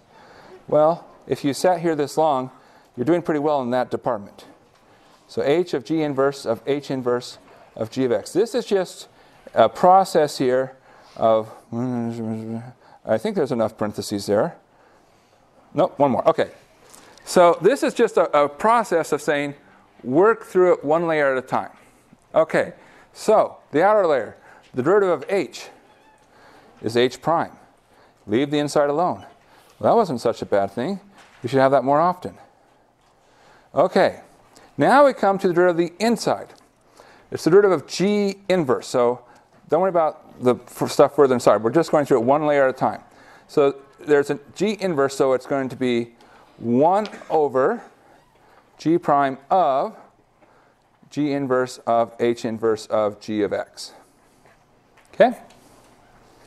So I'm working through my layers. So the outer layer is h. Now we go to our next layer. That's g inverse. So it's the derivative of that. But now we come to our next layer. Where's our next layer? Starting here at that h inverse. The derivative of h inverse, 1 over h prime of h inverse of g of x. Okay. Now, are we done? No. The fun continues. Just when you thought you were done. Oh, I think I'm missing a parenthesis there. We continue. What's the next layer? G. So then we times it by g prime. And then we are done. Okay. So it's just work through it, be methodical. It's the chain rule and applying the inverse rule. So be ready for it. Now, this is not our answer. What do we need to do?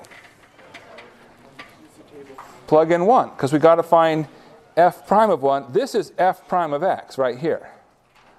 So f prime of 1, that's h prime of g inverse of h inverse of g of 1 times 1 over g prime of g inverse of h inverse of g of 1 times 1 over h prime of h inverse of g of 1 times g prime of 1. Okay, well, I'll start with the easy one. G prime of 1. I know that one. I can find it. It's right here. G prime of 1. Oh, no, sorry, pointing to the wrong one. Negative 3. I almost didn't find it. Okay. Now, work the problem, when you're evaluating, go from the inside out. So, what is g of 1? G of 1 is 3. H inverse of 3. Scan H and look for a 3. Where do you see a 3? 5. So, if g of 1 is 3, H inverse of 3 is 5. What is H prime of 5? Turns out to be 5. Okay? So this is 1/5 from that term right there. This term is negative 3. Okay, now let's go to our next term. Now, we actually have a head start because we know what g of 1 is. That's 3. We know what H inverse is. That's 5. Now, what's g inverse of 5? Well, now we scan g. Where's 5 at? 0. So g inverse of 5 is 0. What's g prime of 0? Negative 1. So g prime of 0 is negative 1. So that term is negative 1.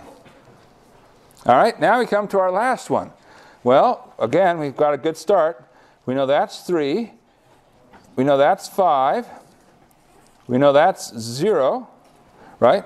So we need to find h prime is 0, which is 2. Okay? So we get 2 times negative 1 times 1/5 times negative 3. And if you put those all together, you'll get 6/5.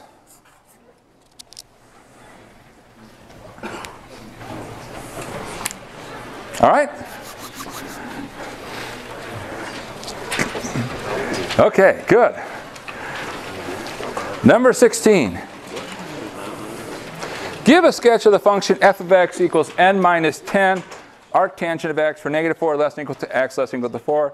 Label any maximums, minimums, and inflection points. Now, when we're after a sketch problem, we don't want you to be putting in like 100 points.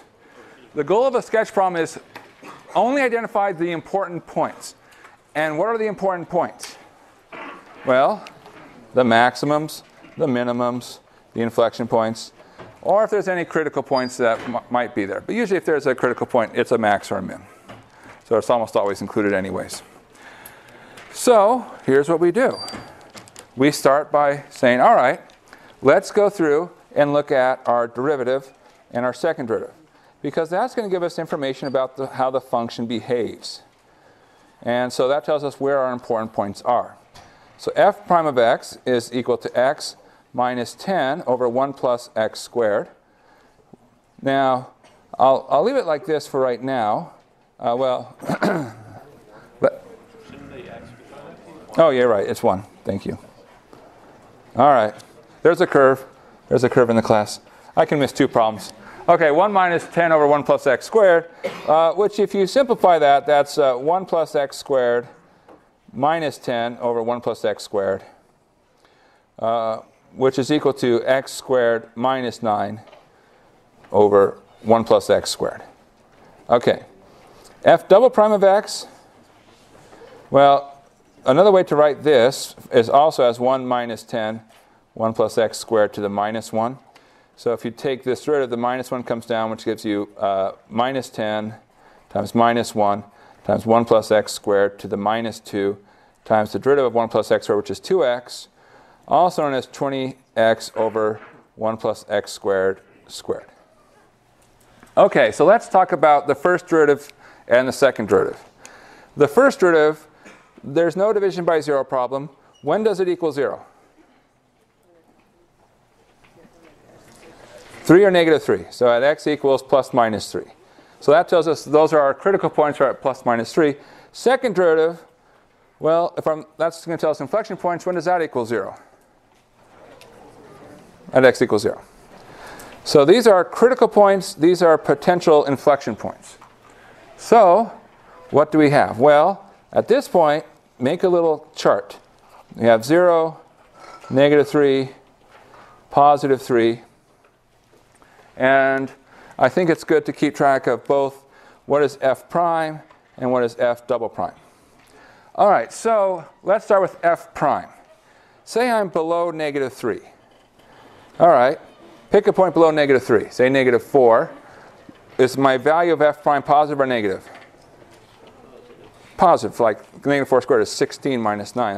That's a positive number. So that says I'm positive for f prime. Okay, pick a value between negative 3 and positive 3. Or 0. 0 is between negative 3 and positive 3. Because right now I'm only saying between the points for f prime. But you can also pick in 1. So pick in, what happens to the sign? It's negative. So it's negative for both these intervals here. What happens after 3? So pick a number bigger than 3. 300. Okay.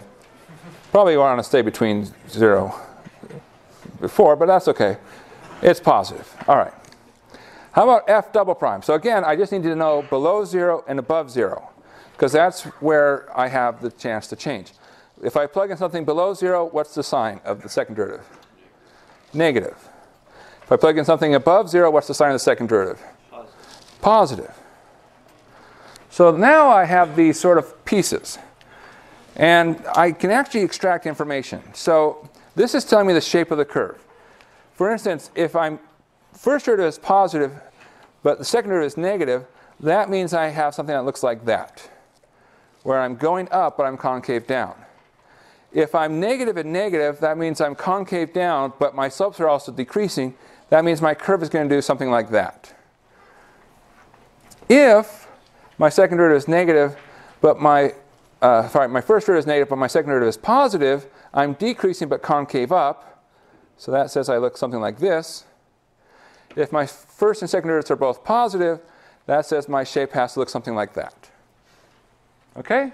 So that's why we take the first and second derivatives, because it gives us an idea of what the curves will look like. Now, we only need to identify the points that correspond to these three locations. So we come over to our sketch, and we're going to say, OK, let's plug in 0. When we plug 0 into our function, what do we get? Well, we're going to get 0, comma. Arctangent of 0 is 0. So we get 0, 0. Which will mark as here. Plug in 3. We're going to get 3. Then we're going to get 3 minus 10, arctangent of 3. Now, normally we'd have a hard time figuring out where arctangent of 3 is, but they gave us an estimate. Arctangent of 3 is about 5/4, which means about 1.25, give or take. So we can figure this out. So we'll do a little side computation here on this side. So 3 minus 10, arctan of 3, is about 3 minus 10 times 5/4. Yes? OK. So that's about 3 minus 25/2. So far, so good? Well, that's 6/2 minus 25/2. That's negative 19/2. Or, because we're engineers, well, some of us, negative 9.50000. OK, so negative 9.5, about. All right.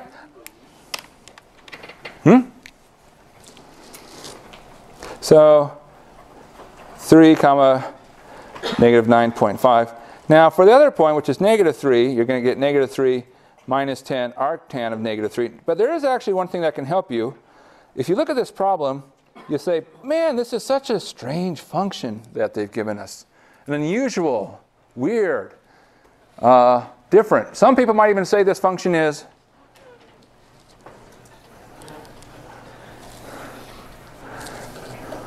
odd. It's an odd function. So if you plug in negative x, then the result is what you got in when you plug in negative of the opposite of plugging in positive x. So this will turn out to be at negative 3 and at positive 9.5. So we just eyeball this in. If we're on a test, we'd actually give you a real grid. So 3 comma negative 9.5 is roughly here. And then negative 3 comma 9.5 is roughly here. All right? And now you play connect the dots. And it's really easy. Wherever you have a critical point where the derivative is 0, it helps to just sort of put a little dot saying the tangent line has to be 0. And now, see how we have these pieces telling us our shapes? We just say, OK, first we're coming in, and then we're going to be flat. So we're going to come up and be flat. And then we're going to go down to our next point, concave down. And so we're going to go concave down. And then from there, we're concave up, but we're going to head towards being flat. So we're coming down, leveling off. And then finally, from flat, then we're going to go up. So there's our function. We don't have to be ultra precise. The only points we care about are the points where the first derivative and second derivative equals 0. Those are the important points, and then the basic shapes. OK. So that's it for the non-word problems. Now the fun ones.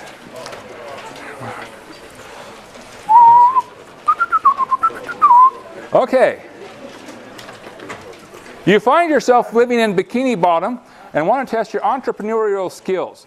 You decide to set up a small business selling food from the Krusty Krab near the beach.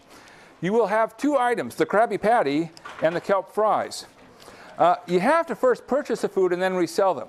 Given that you have $14 to purchase your supplies, a Krabby Patty costs $2, an order of kelp fries costs $1, and your return will be this 1/10 p squared f plus p, then determine how many of each type of items you should purchase. Now, there's sort of an implicit statement here which says you probably want to make money. And so, because you're an entrepreneur, you want to make money. So the real thing is, our return, we want to make this large. We want to maximize this expression. Now, whenever you have a word problem, the trick for any word problem is just remove the words from the problem. Figure out how to get it down to formulas, and then you can work it. So here, we say, okay, that's what I'm trying to maximize. We need to get down to a function where we can work with derivatives. We're not there yet. What's wrong? We have two variables. This is not multivariable. That's next year. Okay, so we got to get down to one variable and say, okay, now we reread the problem saying, what's a relationship? Well, whenever you see numbers, you should think, okay, that might be a constraint. We have $14 to spend, and now we say, oh, that's going to limit what we can do.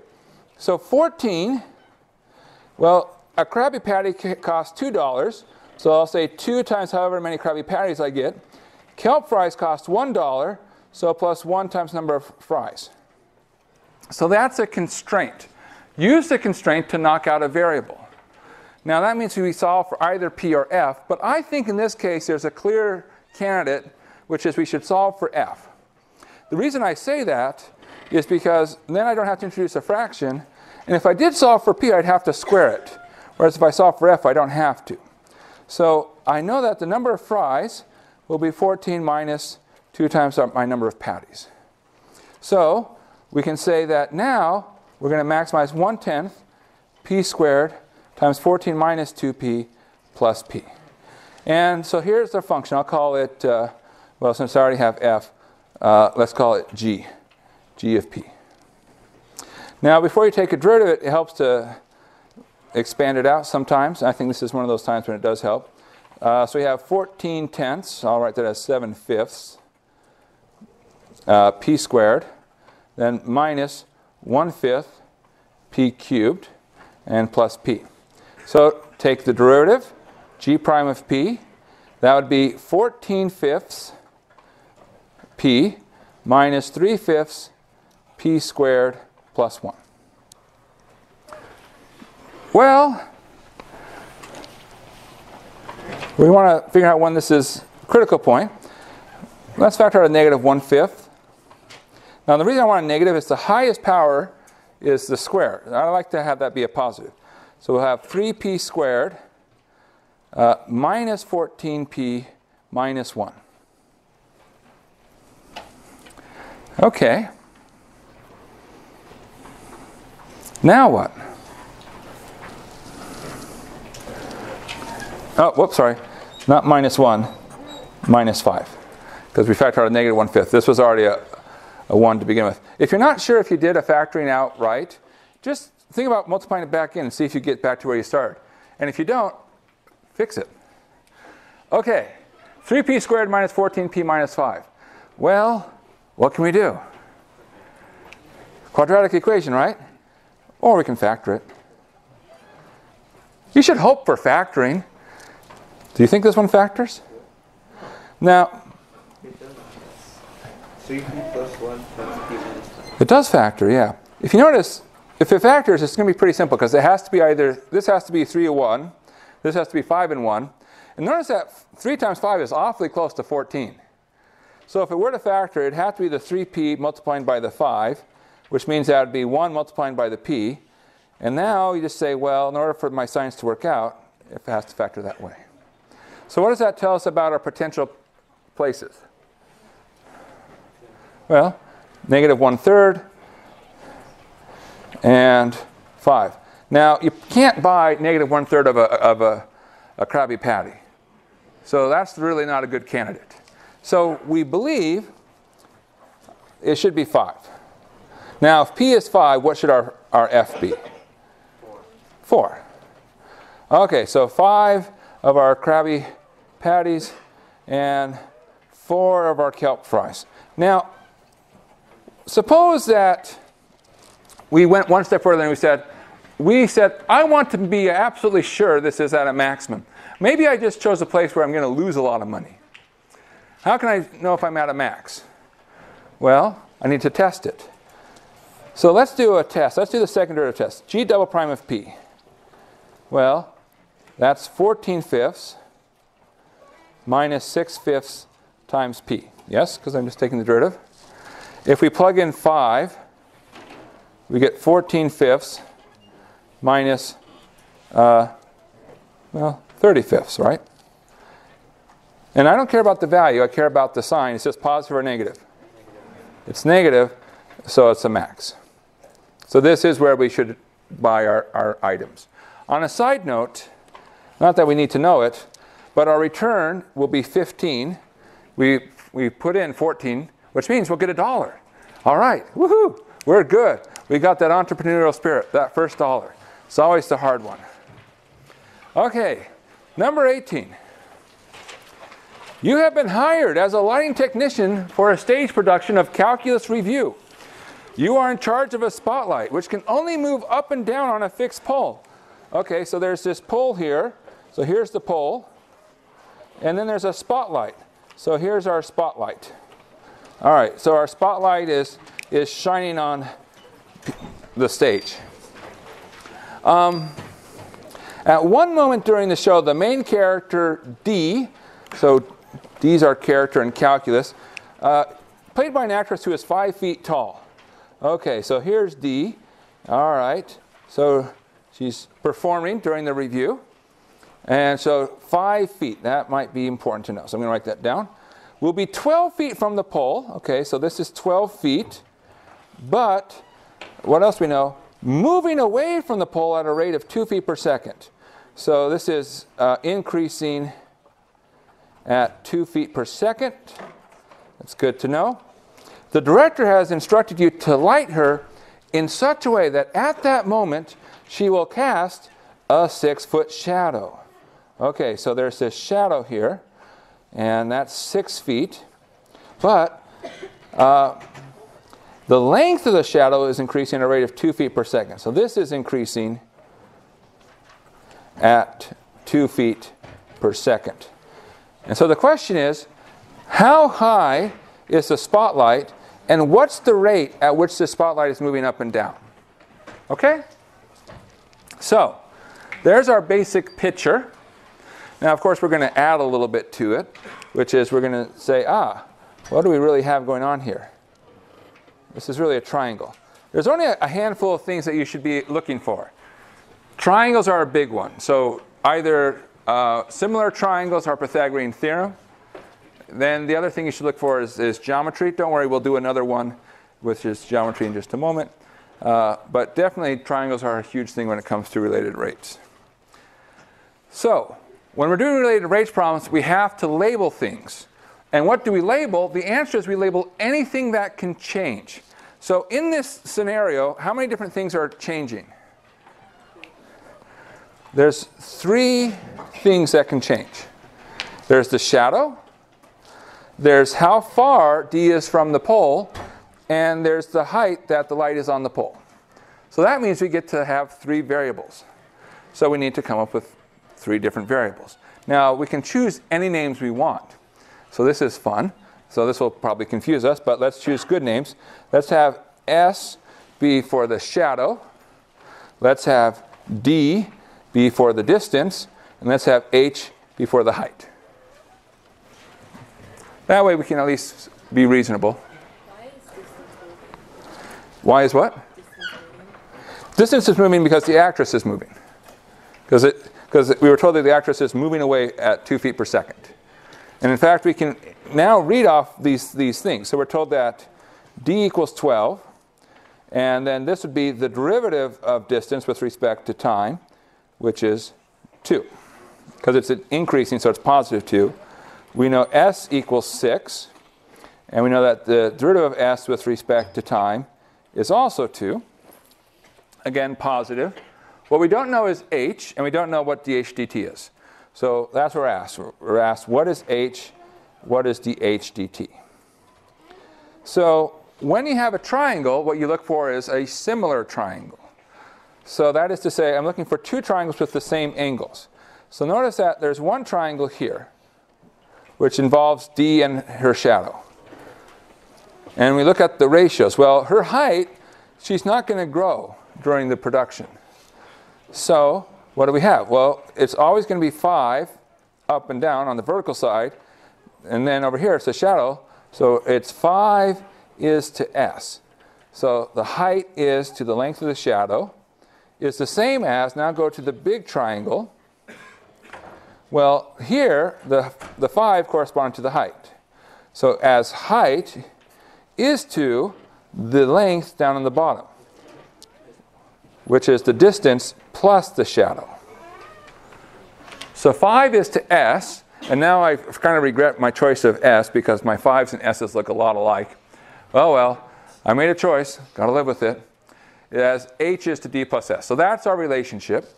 But now I can solve, and I can do lots of different types of manipulation. And in this case, I really just need to know what H is. So I can say H is equal to 5 times this quantity D plus S divided by S. That's certainly true. I could even break this apart. I could say this is 5 times D over S, then plus 5 times S over S, which is 5. Yes? Okay. So now we can answer the question about H. So to find the question about H, we plug in what we know. We're told that S is equal to 6 and D is equal to 12. So we get that the height is 5 times 12 divided by 6 plus 5. Well, 12 divided by 6 is 2. So 5 times 2 plus 5 gives 15. So the height is 15. Now 15 what? 15 feet. And the reason I say what is I want all the points, and there's an instruction that says include units. And I'm not going to lose a point for something as simple as forgetting units. Okay, so that's that's 15 feet. Now how do you find dH dt? And the answer is we take the derivative. Now, what do we take the derivative with respect to? Do we take the derivative with respect to H, with respect to S, or with respect to D? And the answer is none of those. What do we take the derivative with respect to? Time. So we're taking derivatives with respect to t, because that's where our derivatives are. So take the derivative of everything with respect to time. We get that dH dt is equal to, the nice thing about 5 is that goes away because it doesn't depend on time. So we have a quotient rule. So we have the bottom, which is S, times the root of the top, which is 5, times the change in distance with respect to time. So we have the bottom times the root of the top minus the top times the derivative of the bottom. So 5 times d times derivative of S with respect to time, all over the bottom part squared. And now we plug in what we know.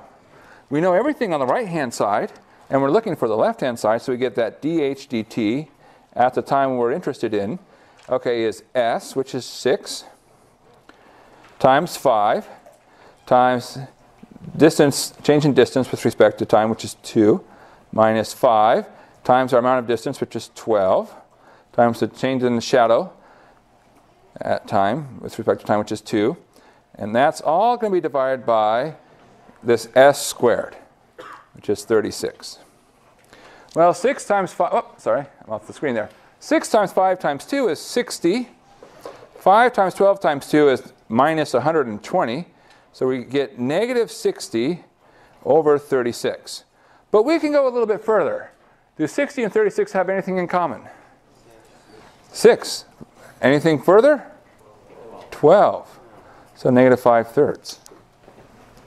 So that says our dH dt is negative 5/3. Negative 5/3 what? Feet per second. So it's dropping. Actually, it's dropping kind of fast. Now, it's not totally obvious whether it should be going up or down, even before we ask the question, because the actress is moving. That causes the shadow to change as well. So it's not totally clear that it was going up. It might not even have had to change at all. But we've got math. We can figure it out. So there we go. There's our answer. And life is good. All right. Can you hang in there for 2 more? All right. Well, we'll push through. You're pushing air from a pump, which has the shape of a cylinder with a diameter of 4 inches. So there's this pump. It's a cylinder.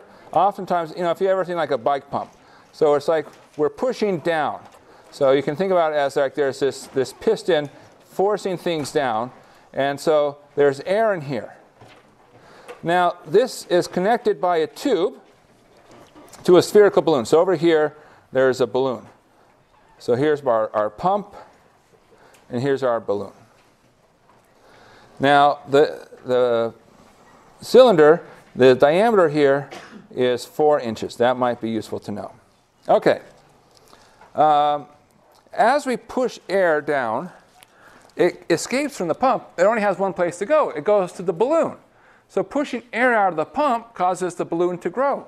So it's expanding. Now, at a particular moment, the height of the air left in the pump is 12 inches. Okay, so currently we have that our height is 12. So the height is varying as we push down out of the pump and is dropping at a rate of 4 inches per minute. How do we write that down? dH dt. dH dt is -4 because we're decreasing, we're dropping it. Given at that moment, the diameter of the sphere is 6 inches. Okay, so our diameter here is 6 inches. So it's all the way across. Determine the rate at which the diameter of the sphere is changing and include units. So what do you want to label the diameter of the sphere? We should give it a name. What? D? Well, we're going to use D here. We can use a capital D. D equals diameter. Okay. So we know it's currently 6, and we're asking what is D, capital D dt. So that's our goal. What is this? And of course, we should include units. Okay, so that's the picture. Do you see the picture? We're pushing air out of one object, and it's moving into a second object, causing that other object to change shape. Okay. Now with that picture in place, we're ready to sort of figure things out. Well, we have the volume of the cylinder. Now, it's pi r squared h. But we don't have the radius, we have the diameter.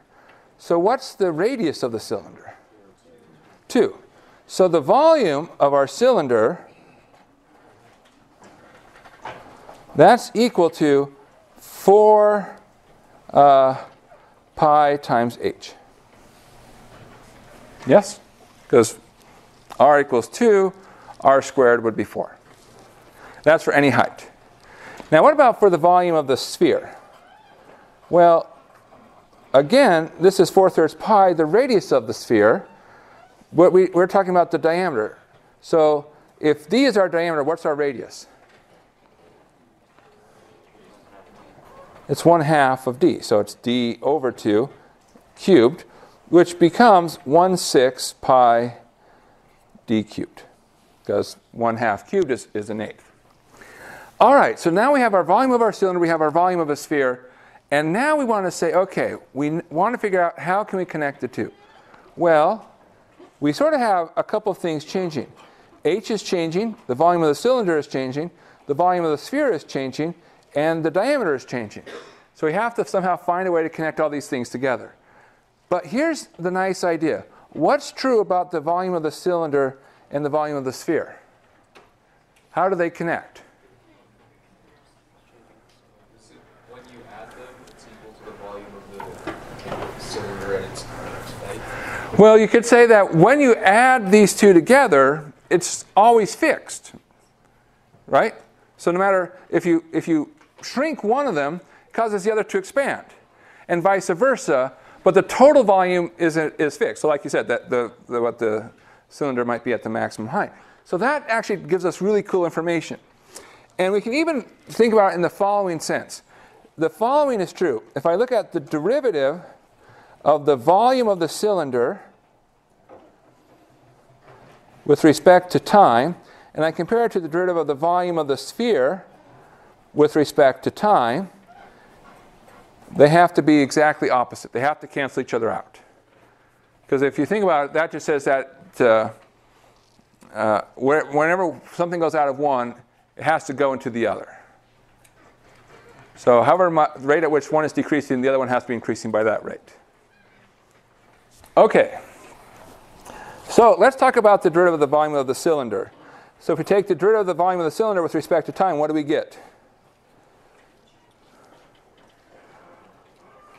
We'll get 4 pi dH dt. Over here, we take, there's a minus, derivative of the volume of the sphere with respect to time. Take this derivative with respect to time. That'll be 1/6 pi times 3d squared dd dt. Okay. Now, what do we need? Well, we need to solve for this change in diameter. So we plug in what we know. Well, we know that dH dt is -4. So we get that -16 pi is equal to, and we get -1/6 times pi times 3 times 36. Because it's 6 squared times dd dt. So the pi's cancel. Now 6 goes into 36 6 times. So we get -18, -16. So we get that dd dt is 16 over 18. Or, those are both divisible by 2, 8 over 9. So we get our final answer is dd dt is 8/9. 8/9 what? Inches per minute. How do we know? Well, because those were our units being involved. And there's our answer. Now, did we use everything? We didn't use this 12 here. Should we be worried about that? Well, not necessarily. Sometimes things just work out. The 12 was the h, but when we took the derivative, we didn't need the h anymore. It just became dH dt that we needed. So not everything always has to be used. But you should think about things and be suspicious. Did I really use everything that I needed? All right, bringing us to our last problem, which must be really fun because we always save the best for last. Okay, so here we go. For an angle 0 less than or equal to theta less than or equal to pi over 2, take the ray going out of the origin. So here's the origin. That forms an angle of theta with the x-axis. So here's this angle theta. We come out until we hit the unit circle. Now we take the tangent line to the unit circle at that point. So the nice thing is, because it's a tangent line there, that's actually going to be at a right angle. Okay? Now, let A be the region which is above the ray. So it has to be above the ray and inside the unit circle. So this is my region A. Let B be the region which is below the tangent line and below the ray and outside the unit circle. So this is my region B. So in case you weren't sure, there's a picture below. So I have A and B. Determine the minimum value for the following. 3 times the area of A plus the area of B. And your first reaction is kind of like, huh. I drop a problem. This could be the one that I drop. No, that's not going to be your first reaction. Your first reaction is, let's think about it. Okay, there's a hint. We'll get to the hint as we go along.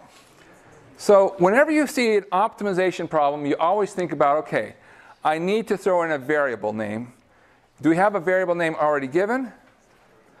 Well, we do. We have theta. So it's like, okay, let's put everything in terms of theta. So let's talk about the area of A.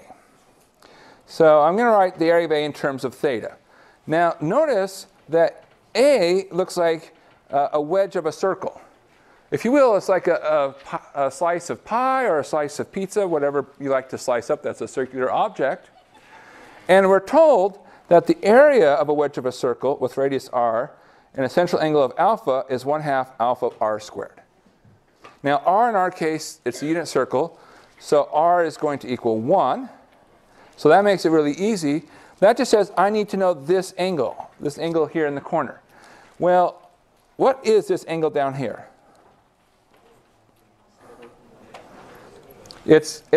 Well, if we were not in calculus, we would say it's 90 degrees minus theta. But we're in calculus, so we say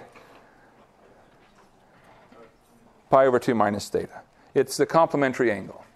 you know, these two angles, theta and pi over 2 minus theta, whenever they see each other, they're like, theta, my friend, you're looking so fantastic today.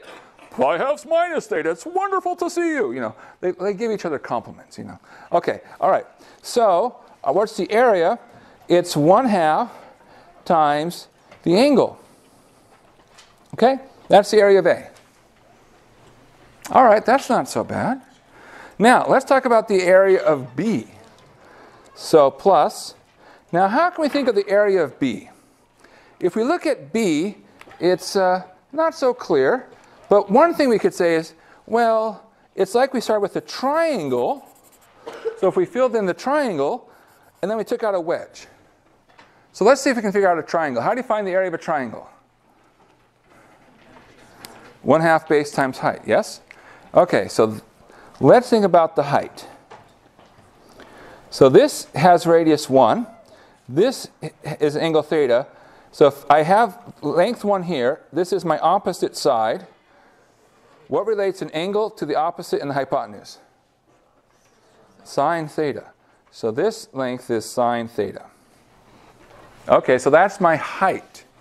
Now, my base. Well, I still have a right triangle. I still have 1, but now that 1 is acting as the adjacent side. What's the hypotenuse? Well, what relates adjacent to hypotenuse? Cosine. So what we could say is, if we, whatever this is, we could say that cosine theta is equal to 1 over what I'm looking for. So what I'm looking for is 1 over cosine theta, also known as, well, 1 over cosine theta. We could call it secant theta. So what's the area of the big triangle? It's 1/2 base, sorry, that's the height, and the base. Okay? So that's the area of the triangle. By the way, sine theta times 1 over cosine theta, it's tangent theta. Okay, but that's not the area that we're after. What do we need to do now? We need to subtract out our wedge. So subtract, what's the area of the wedge? Well, it's angle theta, so it's 1/2 theta. So whatever they give you, get a variable in there, write everything in terms of the variable, think of the geometry, think of the picture. Draw a picture. Pictures are very helpful. Do an example. Work it out. So what do we end up with? Well, 3 times 1/2 times pi halves is 3 pi fourths. Whoops. Yep, 3 pi fourths. Then we have 3/2 theta, so that's minus 3/2 theta. Then we have plus 1/2 tangent theta minus 1/2 theta. Or we'll get the following function, 3 pi fourths minus 2 theta plus 1/2 tangent theta. So there's our function of theta that we're trying to optimize. Now, given that that's what we're trying to optimize, what do? Take the derivative. If we take the derivative, 3 pi fourths goes away. Derivative of negative 2 theta, negative 2. Derivative of 1/2 tangent theta, secant squared. That's on our list of derivatives we need to know. And take that, set it equal to 0. If you rearrange, that gives us that secant squared has to equal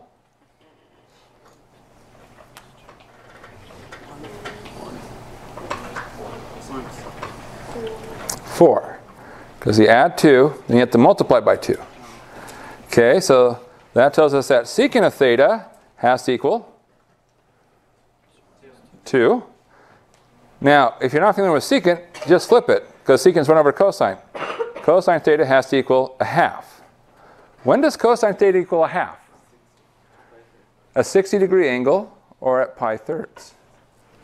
So, that tells us theta is pi over 3.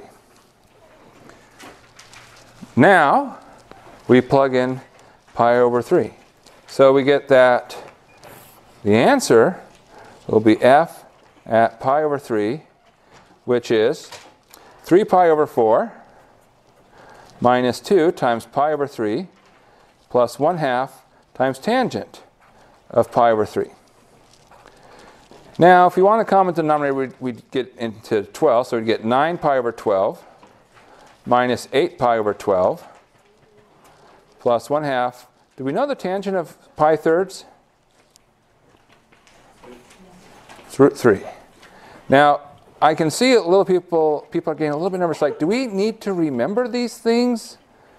And the answer is, if you need it, we'll give it to you on a test, because we're not testing you on trigonometry. We're testing you on calculus. So the answer is pi 12 plus square root of 3 over 2. Wow. Beautiful that we can actually find the answer, and that it turned out to be so nice.